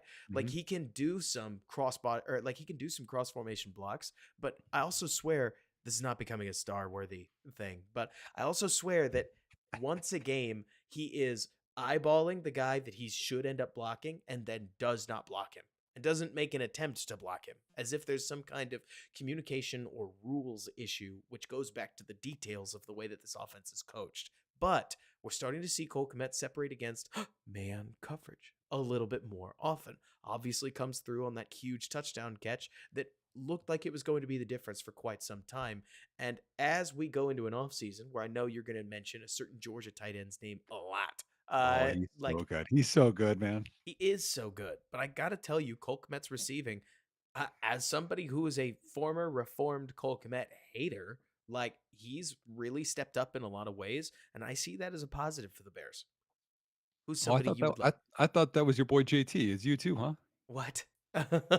Not loving Cole Kmet? Oh, I mean, I thought Cole Kmet was a stiff hip person that couldn't separate against man for a while, but the way that he's worked against zone and honestly, he's improved his route running has caught my eye over the last couple weeks because I, like a lot of people, just jumped on him for the way that he played as a 22-year-old. And as he's become a 24, 25, going on 26-year-old man, like he looks better, No, shockingly. he's okay for what he is. Like he's not gonna be Travis Kelsey, but he could just be a solid over the middle option, which I mean, him chipping and being available to get yards, I mean, he's fine for what he is. Right. Okay, I'm not gonna take the easy one because there's one easy star. Okay, you got to take the easy one, though. Like, at least No, say his name. well, okay, Montez Sweat. Okay, gone. Okay, Easy. I'm gonna Done. take my next one though.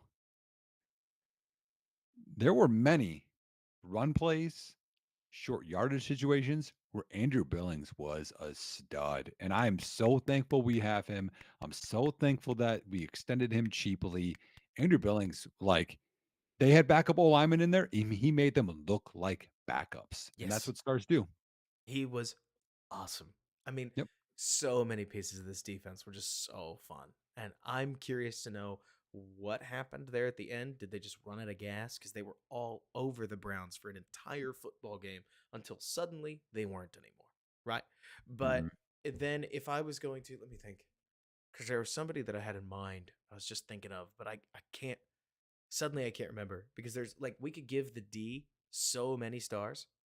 Honestly, like I thought Jalen Be be Johnson was be awesome, careful. just didn't get targeted for the Yeah, overwhelming majority of the game. And yeah. when he was targeted, he was a problem. TJ Edwards was awesome. Dude is all over the football Ca field. can I give a half a star? Yeah, of course. I'm gonna give a half a star to DeMarcus Walker. Yes. So one, he had the sack and he made a tackle look like a backup tackle, but an unsung hero moment that he had, if you guys watch this, the Tremaine Edmonds interception. He gets it, obviously huge hit by TJ Edwards, who created the entire thing.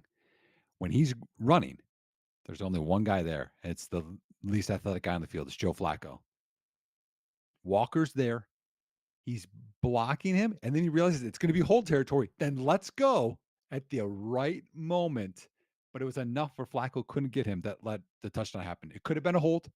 He could have not blocked him at all, and it wouldn't have scored a touchdown. He did the perfect amount, and that deserves a half a star. Hey, that's details. And then if there's one other thing that I can't believe I haven't whined about on this podcast yet, and I have to mention, I know we're giving out stars, because if I was going to give anybody a star on the offense, can you think of anybody? Like, probably, I would probably say Braxton, just having only watched the game one time, because Miles Garrett can do a lot more damage to you than he seemed to do. But he did race around the right hand side, was it? Did he get around right for that sack fumble that could have been so much worse there in the Let me early look part at of the his game? stats.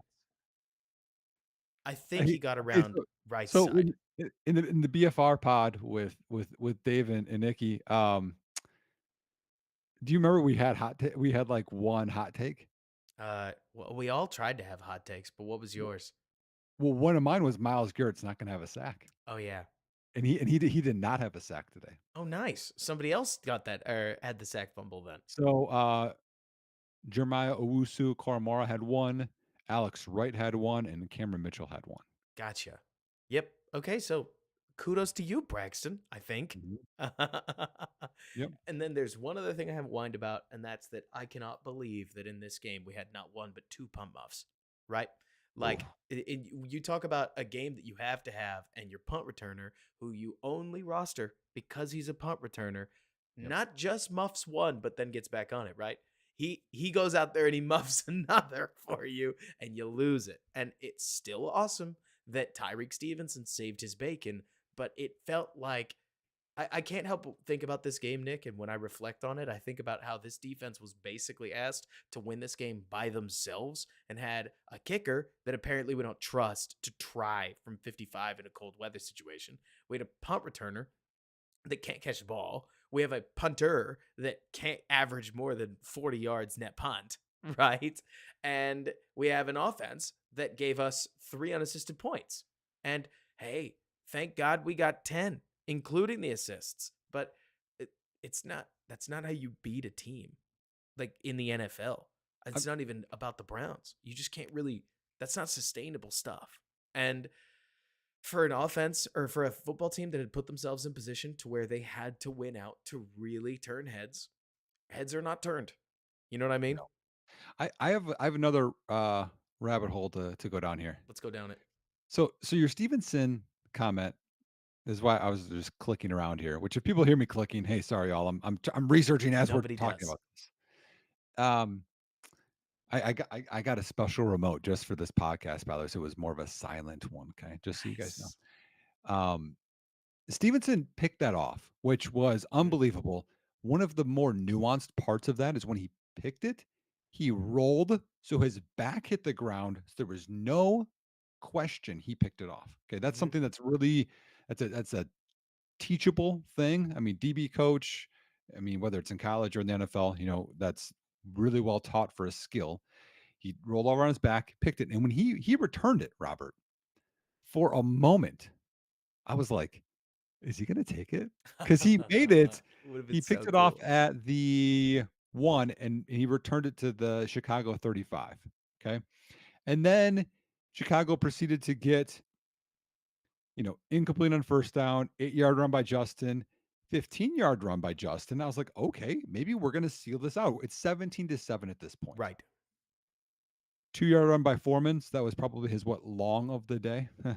And then incomplete pass to DJ Moore. And then it was the run by Roshan for 7 yards, which was close to a first down, right? This is that fourth and whatever, half a yard. Mm-hmm. This is something we didn't talk about because we talked about the other situations, the two Hail Mary situations. Fourth and half a yard at the 33. That's a 48-yard field goal, Robert, right? Mm-hmm. That could have made it a 13-point game. Are we becoming a Take the Points podcast now? I'm just saying you didn't try any of these long field goals. That one is the most makeable. It's a half yard, but then later in the game, what's a half yard? You try jet sweep to Tyler Scott. I Like, can't remember if we have already mentioned it on this podcast because we definitely said it in the pre-show. But the Darnell Mooney's effort has really bothered me. I mean, oh, I'm not normally an effort person, but it feels like nothing is coming up Mooney right now. And that 4th and 1, all he's got to do is take the DB out of the play. Just kick him inside a little bit. We didn't yep. get it. We didn't get the first down, and it should have been a pretty easy first down. If anything, Nick, it might have been a chunk play, just based on the way that based on the look that the defense gave, right? Mhm. And so I don't mind going for it. I'm glad you brought this up. Well, one we have a poster that said going up 13 as opposed to 10 isn't a huge gain. It certainly is. That means that they had to score a touchdown on that last drive instead of a field goal. Oh, Which, totally. if we go back and look at it, they got to the 35, whatever, the 16. Like having them score two touchdowns is a very different thing. This is very different. So to me, it does make a difference. Now you could debate not doing that one, but not trying to kick either of them in the first half, or the first half, or that one is questionable in my opinion. It's just another coaching decision that we didn't convert the first down on that one or the other third and short. And it cost us the game. All these cost us the game. I Oh yeah. like the call to Justin Fields. We talked about this where it's a boot out. Mm-hmm. He had the option. He didn't get it. I like the call. I get it. But you didn't convert. So it didn't Right. work. And you And got to own it. it's a half yard. How do you not get a half yard? Everyone gets a half yard. Did you see on the one? It was the tush push. I don't know if we do we try tush push today or no? Oh yeah, we false started. Yeah, Yep. thank you, Cole. Comment on that one. Do you know Tyler Scott was one of the guys pushing? I don't really understand a lot of what the Bears do. What are we doing? They were just doing what they were doing. I don't know, man. Like there's some of that stuff where maybe they didn't like DJ Moore's ankle on that. I couldn't tell you. Feels like the whole rest of the league doesn't get the tush push. They get the gist, but they don't get like why it works. And Bring in your boy, Komet. Bring in Blasting Game. Push. do something else. I don't know, man. Like, what are your final thoughts on this one? Because I also can't help feel like this game, the worst part about it is that you and I could sit here and break it down like it's a brand new game that we've never ever seen before. This was a game that Bears fans have watched a lot, right? Mhm. Like the defense carrying the game, nearly everybody else not doing enough, right? And it ends up in a game, or it ends up in a loss that drops us from a losing record to a further losing record, right? Like forget the Mhm. talk about the draft pick, whatever, right? Bears fans have watched this game a lot. And Yep. so for me, there's part of this that's like, okay, well, if this is the end of the Eberflus era, so be it. I'm not bothered by it. I wish Matt the best. The fact that the players are developing like they are is a real positive thing for the rest of the season. But this gives us a tough one to sit in when we go through everything from the All 22 to honestly just the next couple of days of our lives. If you're listening to this podcast, you probably care about the team. If you made it to this point in the podcast, Yep. you definitely care about the team. And when they lose like this, it puts you back in that state of, oh man, the Bears are bad. And it's just kind of a bummer, right? And Mhm. and I would like that to change. I would like that to change very much. And I don't know exactly what the Bears have to do to change it, but there's again more talks that we might as well finish the show out after we do final thoughts here on like what do we think about the Carolina situation? That can't be a long segment. But Well, that's fine. Yeah, I have all this up if you wanna I from can go there. from the Bears' perspective, I can't help looking at this, Nick, and thinking you've seen this game before. It ended the way that it ended the way it has many times, and that sucks. But I do think there are brighter days for the Bears coming up. I think a game like this, Nick, was what you. This is that moment, right, where your girlfriend promised that she was going to change, right, and for a couple weeks it was way better, and then it happened again, right? And to me, I would hope that this helps the Bears organization recognize the opportunity that they have and probably move on, at least at head coach. New head coach can do Mhm. whatever he wants to do with the quarterback and the rest of the staff. Probably going to start over. But at the very least, I would be looking at that and I would be saying, Ryan Poles, you have nailed a lot of things. And so bring in the guy that you want to bring in, and he'll make the decision that he thinks is best for the org going forward. And I'll rock with it, whatever it is. How are you feeling? Um, I think if there was again, there's always good to come out of bad. And the good to come out of this, I think, is the house cleaning's coming. Like, that's it. Like, you can win three straight games here, and it doesn't matter.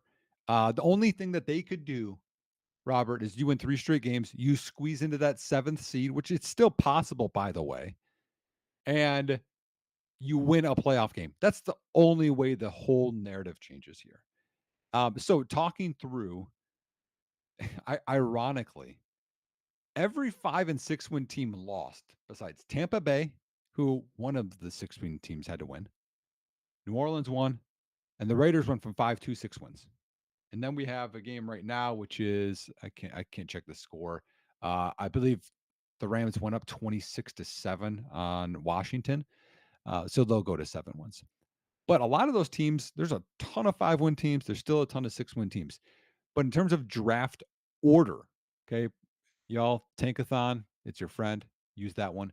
Chicago as the first pick, even if Carolina won. Carolina's remaining schedule is Green Bay at home. They beat Atlanta in a rainstorm today. Without the rainstorm, I don't think they get it done. And So and Atlanta looked bad, awful. bad. Awful. Yeah. The kind of thing where I would be very surprised if the Bears don't win the next two, especially if Kyler is even a little bit banged up. Hey, anything's possible. Like apparently being one of the most somebody just mentioned here that the Bears now with 3 blown leads in the of 10 or more points are tied in NFL history for the most blown Ooh. leads in the fourth quarter of 10 or more points. So That's in what I one want to be season, known for. right? But so within that, it's like the Falcons look really bad, and so do the Mhm. Cardinals. So I would hope, yeah, Nick, that if the Bears go lost to the Browns, win to the Cardinals, win to the Falcons, lost to the Packers, right? That the org would go, okay, what did beating those teams really prove, right? Yeah. But we'll Yep. see. I get it. And I mean, hey, Atlanta losing, New Orleans winning. I'm okay with that because I had the division winning parlay. I think is correct right now. I think I had San Francisco, New Orleans, Detroit, and Philly. But Ooh. so Carolina has Green Bay at Jacksonville and Hmm. home against Tampa. It's again, anything can happen, but it's tough to see them winning those. Even if they do win, their strength of schedule is worse than New England and Arizona, who Arizona's putting up a pretty good fight here right now. Um, and New England has 3 wins, Arizona has 3 wins, Arizona or Washington has 4. Looks like they're going to lose that game. And then in Chicago, still at 5. So you still have picks 1 and 5. And from the film I'm watching, Robert, we don't have to get super ahead of ourselves, but the film I'm watching says that Malik Neighbors is a dude. Like, I would love just to sit there and take him at 5. And I would not even hesitate. No matter what you do with the other pick, you stay with Justin, you trade down, you take a quarterback there, you trade Justin. I don't care. Taking Malik Neighbors would be exactly what we needed today. It would change the team. The good news is that I think you have a real shot at getting neighbors down around 10, where I think Chicago's going to end up. I mean, we'll see what happens if the Bears lose to the Cardinals. I mean, if it wasn't already over, it will definitely be over at that point, right? But if I would not be shocked to see this defense get on top of the next two teams. They're turning teams over at an insane rate right now. And when you keep winning the turnover battle, it is hard to keep losing these games. The Bears keep making a scene of it, right? But Mhm. it is. it shows you how tough it is to lose games when your defense is doing what it is right now. So I'm expecting the Bears pick to fall a little bit. The No, the yeah. No, that's fair. And then, I the mean, good then you news. just look at what else you're kind of competing with here. You know, you look at, I mean, the Jets, Giants, Tennessee, Chargers, they all have 5 wins as well. Whether they're gonna win another game or not, I mean, the Giants have Philly twice. That's gonna be tough. I'm trying to look and see if they have winnable games. The Looks like Giants played the Chicago does. Jets. And so if the Jets win one before then, and then the Giants win the one at the end, then anything's possible, I guess. But Yeah. at least when I look at this, I'm not worried about the Panthers situation. They may end up with a lower strength of schedule. They may end up with a higher strength of schedule than New England. It is basically tied right now. So we don't really know quite how it'll end up. We're just going to have to check at the end. But Nick, I still see a Carolina team that cannot score to save their lives. They won 9-7, partially because Desmond Ritter threw an interception that is unconscionable. Like it is unacceptable. It was a game-losing crossbody interception in the like depths of the red zone that you Mhm. simply cannot throw, and he got punished for it. It's not that this Carolina, in my opinion, anyways. You tell me what you thought. I didn't see a Carolina team that's rallying. I saw an Atlanta Falcons team that is broken and decaying, and they played a horrible game in the rain. And so, what's going to happen against Green Bay and Jacksonville? Who's to say? Right? We can't say anything for certain. It's why you play the games. It's why we love the sport. But I'm not really all that concerned.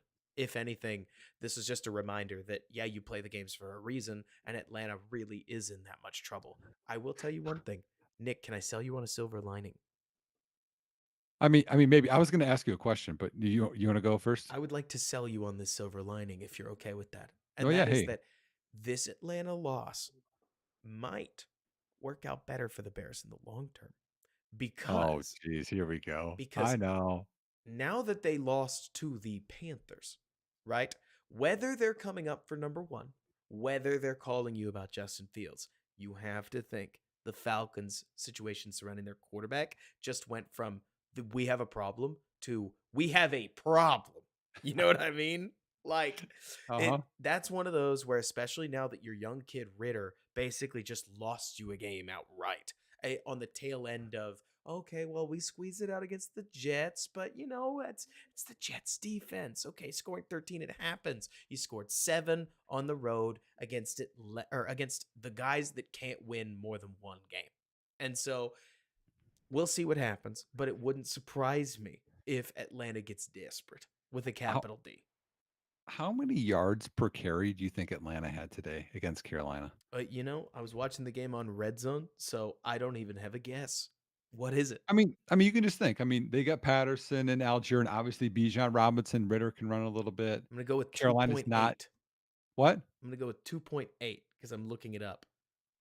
1.7. It's worse than 2.8. Oh my 1.7, Robert. gosh. Like, they're now again, they're down some O linemen. Chris Lindstrom was gone. I think some other ones might have been banged up. That is inexcusable with those guys at running back. And we played Carolina. Yep, Derek Brown's a dude. Brian Burns is not a run stuffer. No. No one else is on that team. So that's one. And Atlanta, I mean, what this looks like to me, this looks like what the Chargers did to Brandon Staley. They're quitting on their coach. They had 204 yards of offense. 204. So bad. So bad. Now again, I say that, and then what the heck did Chicago even have today? Don't ask. They had 3.6 yards per play. I think it The was last I saw. 230, 236. Maybe me.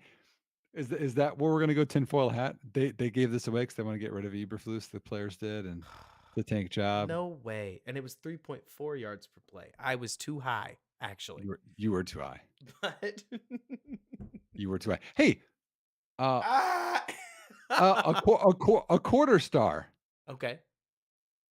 Valus Jones, man. You know what? Um, So yeah. my my not conspiracy theory. My theory on this is they needed someone with speed to get to the edge, and they're like, this guy can do that, and he Yep. did twice. And then they did not do it again. They did not Well, run it no, enough. no, no, because you're gonna do the toss correct to Herbert. Come on, it'll work this time It'll with the work guy this that time. can't cut and is slow. Doing it again when it or like striking while the iron's hot, why would we do that? The iron needs to cool. That's the whole point. Ridiculous, man. This is ridiculous. All Nick, right, so let's close um, out. last thing is this: Eberflus. See ya. I trust Ryan Poles. I think we know where it's headed. Let's cheer on Arizona to make a crazy comeback here. And no matter what, we love our Bears. Absolutely. We love our Bears. I want to see them win ball games. Cheering for them to look or cheering for them to win ball games is way more fun than cheering for them to lose ball games. And I would like the Bears to build us a roster that can go compete for a playoff spot. I think the most frustrating part of this personally was that this looked a lot more, not the same, but right there in the fourth, it looked a lot more like that team from weeks 1, 2, and 3 than any of us would have liked to admit. And the fact that that felt like it was still in there is the problem. You know what I mean, Nick? Hmm. And Hmm. I hate that. I think that honestly, the longer that I've sat with this, getting a new coach is not going to be a slam dunk easy process, right? Like it's easy for podcasters to say we get a new coach, we win the Super Bowl, bang. It's possible. It's possible that that happens, but it's nothing's guaranteed, Well, especially when you're okay. making How change. how about this though? What is your confidence level that a new coach coming in isn't going to have horrendous leads that they give up and lose games? I hope they get the leads, right? But if they do get the leads, I tend to think that they're not going to squash them quite like that, right? But we'll see. Like, more than anything, Nick, we got 3 more games left in the Bears season. One of them is on Christmas Eve. That's going to make podcasting very difficult because I do not think my wife is going to let me do that. So we will figure it out. I mean, I don't blame her either. It's a Christmas Eve afternoon game. Are you kidding me? Is it really? Yeah, it's a 3 p.m. start on Christmas Eve. Like, Oh wow. thank you, NFL. That one's gonna Wow. be really easy to explain. Wow. Yeah, we'll have to work on that one, y'all. We'll I do. got to think about my plans too. I mean, Oh, and we can't exactly just do it the day after, right? Because that would be Christmas. right. So, And then we got New Year's Eve game too. oh, we do. Yeah, Wait, noon like though. on New Year's Eve? On New Year's Eve? On New Year's Eve. Please tell me that one's at least at like noon. It's noon. Yeah. Okay, okay. We could probably make that one work. But we'll see. Until then, Bears fans, I'll see you tomorrow or I'll see you on Tuesday night as we go through the film of this one. It will be fun, mostly. And then Nick, what you got going on as the week shuffles?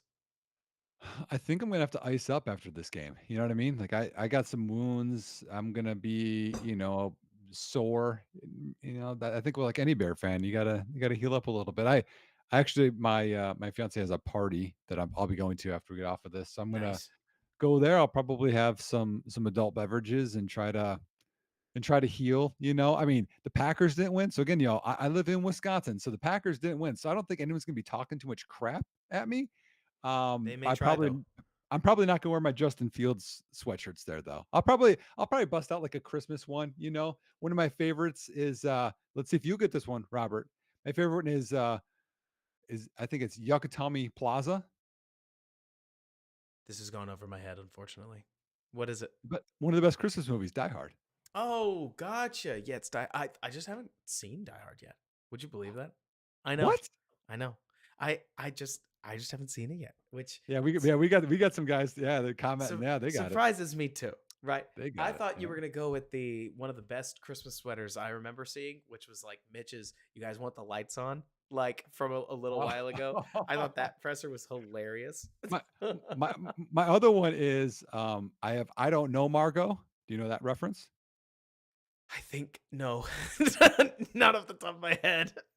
National Lampoon's Christmas Vacation. It's probably my second best I Christmas have seen movie. that one. Yeah, and Elf is obviously number one for me. Right, right. Now you even got your Christmas movie takes. Like Mhm. all the Christmas movie I watch or movies I watch are all the like sappy long ones. Like It's a Wonderful Life. Netflix is like Klaus ended up really fun. My Y- young son it really enjoys that one. I know, right? And I mean, then you like got kids, so what yeah. exactly? Christmas on, or what is it? I think it's called like Christmas on Fifth Street. Yeah. My wife loves Serendipity. So like when we go Oh, Christmas wow. movies, like Is she gonna it's make you go on Hallmark? I hope not, man. I don't think Hallmark. I don't have to deal with the Hallmark thing, but The city girl comes back to her hometown and the country guy's still there. Like, I mean, it's the same thing over oh, and I mean, over. it's the same thing every single time, right? And it's like, we were something in high school. What happened to us? You know, I had to leave. You He's know, helping I his had to get out of grandma this with her town. groceries and she runs into him. Oh my. You know, she's actually in town for a week before she leaves on her with her fiance on her European honeymoon or There it is. whatever Yep. it is. Like Yep. it's It always have you ever seen the thing where it shows all of the covers to what those movies are, and they all look almost Oh identical? It's yeah. like, "Oh my Oh gosh, yeah. get something new." That's not the point of a No. Hallmark A movie. anyways, we're getting way off track. Hey, also though, y'all, I mean, this is gonna be airing, and we'll have another one before then, but if y'all are traveling for the holidays, be safe out there. Be safe out there, everybody. And until next time, bear down. And thank you so much for bearing with us. Okie doke. So somebody asked me earlier, they asked, did you guys talk about Justin yet? We loosely talked about Justin, but at least for me, I don't know how you feel, Nate or Nick. Wow. My brain is collapsing. Anyways, I don't feel like this was the kind of game to just jump on Justin because while I would love the hardest criticism I have for Justin in this one, Nick, is well, the plays that weren't there, we don't know they weren't there yet because we don't ever watch this thing with the all 22 view in the first Right, place. I right. would have loved for our quarterback to will us into a couple more plays. The offense existed in an incredibly dysfunctional state for a long time, but especially coming from the film like led background than you and I do, it always feels hard to just throw blame at a quarterback immediately purely because the quarterback is a very all 22 position. You know what I mean? Yeah. Yep. I mean, slightly looking at it, there was like a couple of throws I thought he could may have tried. There was a screen to Roshan, he just threw over his head. I'm like, well, that's a safe play. I thought he was trying to not make a bad play. There were a couple of them where he was, a touch late, but to me, like, I mean, someone here just said he wasn't the problem, but he wasn't the solution either. I I don't know how a quarterback could be a solution in this. Like, you looked at what Flacco did. I mean, that wasn't as much, I don't think, Flacco as it was the Bears just burned coverages. I mean, the one to Goodwin, burned coverage by Brisker. The two to Njoku, burned coverages. He made the two to Cooper, I guess, but I don't know that. I don't know. It was like, oh my gosh, Joe Flacco's out of his mind. It's like, where did the Bears coverage go? Right. We got any Ugh. got any questions in the chat, y'all? Anything, y'all? Let's see. Yeah, because Hallmark rocks. I gotta go. I gotta go here in a little bit, just because I can hear my son struggling and he's sick again, and so the more I can take off of my wife, probably the better. Let's see. We've discussed this ad nauseum the past few Tuesdays, but I'd be interested in hearing Nick's pitch for his ideal new head coach, Justin at the helm or otherwise. Go. Yeah, to me, that's really gonna depend. So, talking about if we go with a rookie 101, if it is Caleb, I really wouldn't be opposed to I know Ben Johnson is what a lot of people want.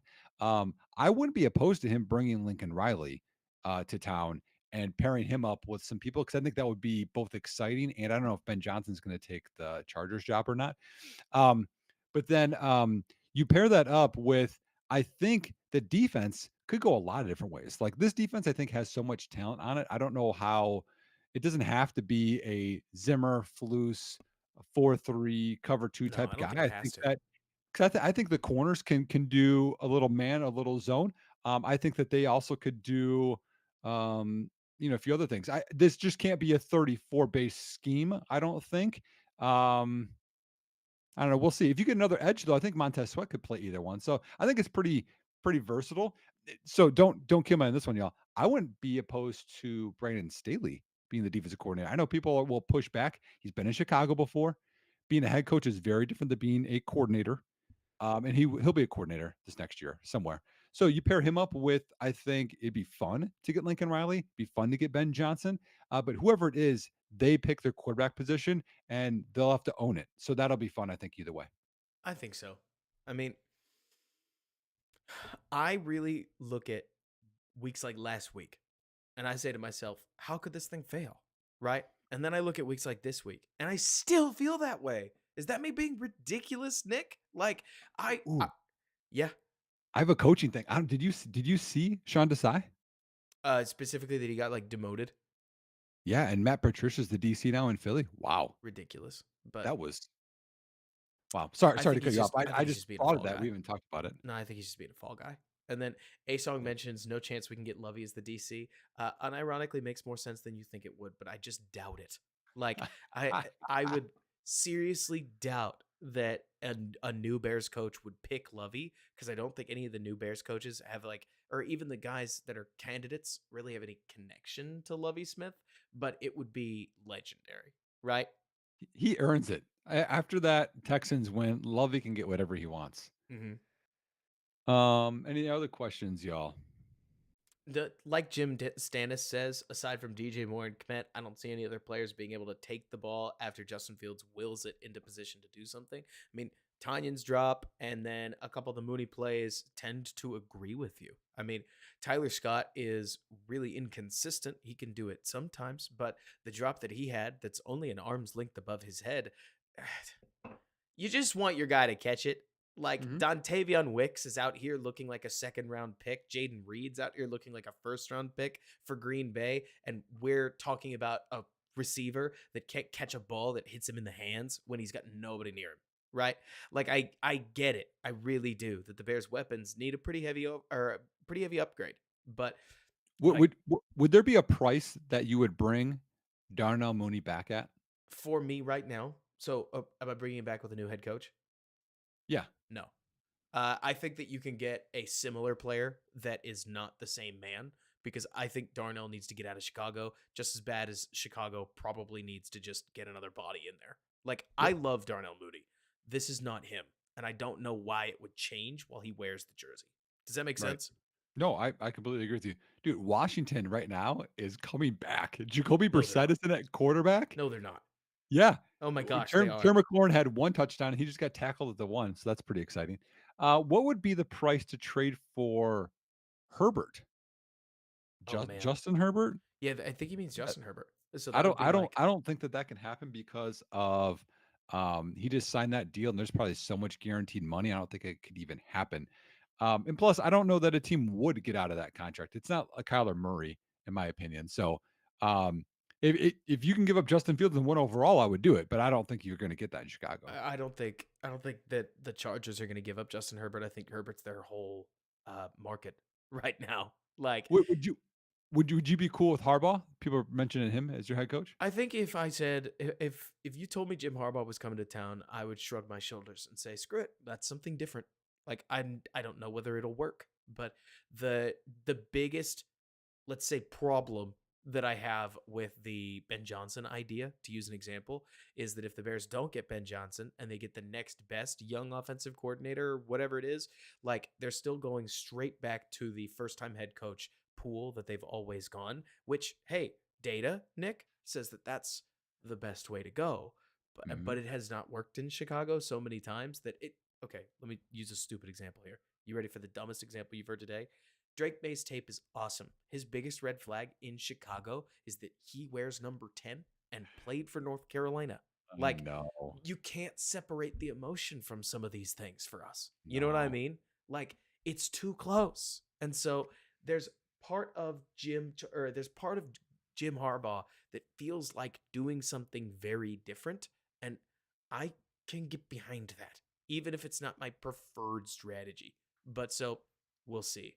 I here's my pushback on that.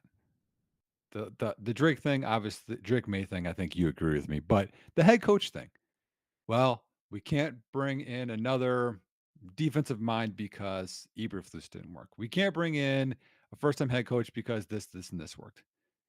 They're not related, y'all. They're not. No, of course It's they're not. not. It's different people. It's different schemes they'll have. They'll have different the Bears team next year will be different than the Bears team this year. Some of the pieces will be the same, some will be different. Like no two things are going to be the same. You know, you can't get a rookie quarterback again because it didn't work these other times.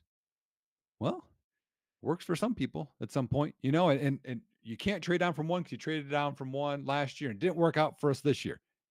Okay, next year's team's going to be different, even if you trade down. Like we can't stay in that stance because Of everything's going to be course. different. But Of the Bears are course. going to have humongous options. I would be cool with Harbaugh. Someone here mentioned Greg Roman. I would not be cool with Greg Roman. Um, I would be cool with. Um, you talked about Mike Tomlin. If Mhm. they let him go, now my only question with him is his choices at Offensive coordinator. coordinator. You know what's interesting is I just looked up. You know how Pittsburgh had 400 or more yards after they let go of Matt Canada, Mhm. and then the last few games they've been worse than they were with Matt Canada, which I Well, think is quite funny. that could have a Mitch thing to do with it. One one thing I Oh, will tell you that I thought was a funny way of phrasing it. So I've heard some people talk about how they don't think that Caleb Williams is going to fit from an attitude perspective in Chicago. And if you wanted to the fix to that, Mike Tomlin could be your answer. As yeah. silly as that sounds, Mike has done a great job of handling divisive personalities throughout his time as a Pittsburgh Steeler. And hey, maybe he doesn't have it anymore. Always Mhm. possible, right? Let's see. So or the Blue Air mentions, what about Staley from the Chargers as HC if they fire him? I'm not really a Brandon Staley head coach guy. Are you? No, I don't think he's earned it with what's kind of happened there with the talent that he had. Mm-hmm. And so we'll see what happens. The number two things though, Nick, that I think are brutal, but they're true, is there is only so much we can talk about these options until the season ends because we don't know where the Bears sit. If the Bears are 6-11, then it's a sure thing that Flus is probably out of a job. Right now, the opportunity to go 8-9 is still on the table. And so until this thing shakes out, we do have to kind of cut this off at some point. And Carolina reminded us, hey, it's not likely that they win 2 games, but could they? It's the NFL. Yeah, Anything they could could. happen, right? I I've got one just random one I'll throw out here for you. Okay, Mm-hmm. um, as a potential head coach, well, I guess I could go with two.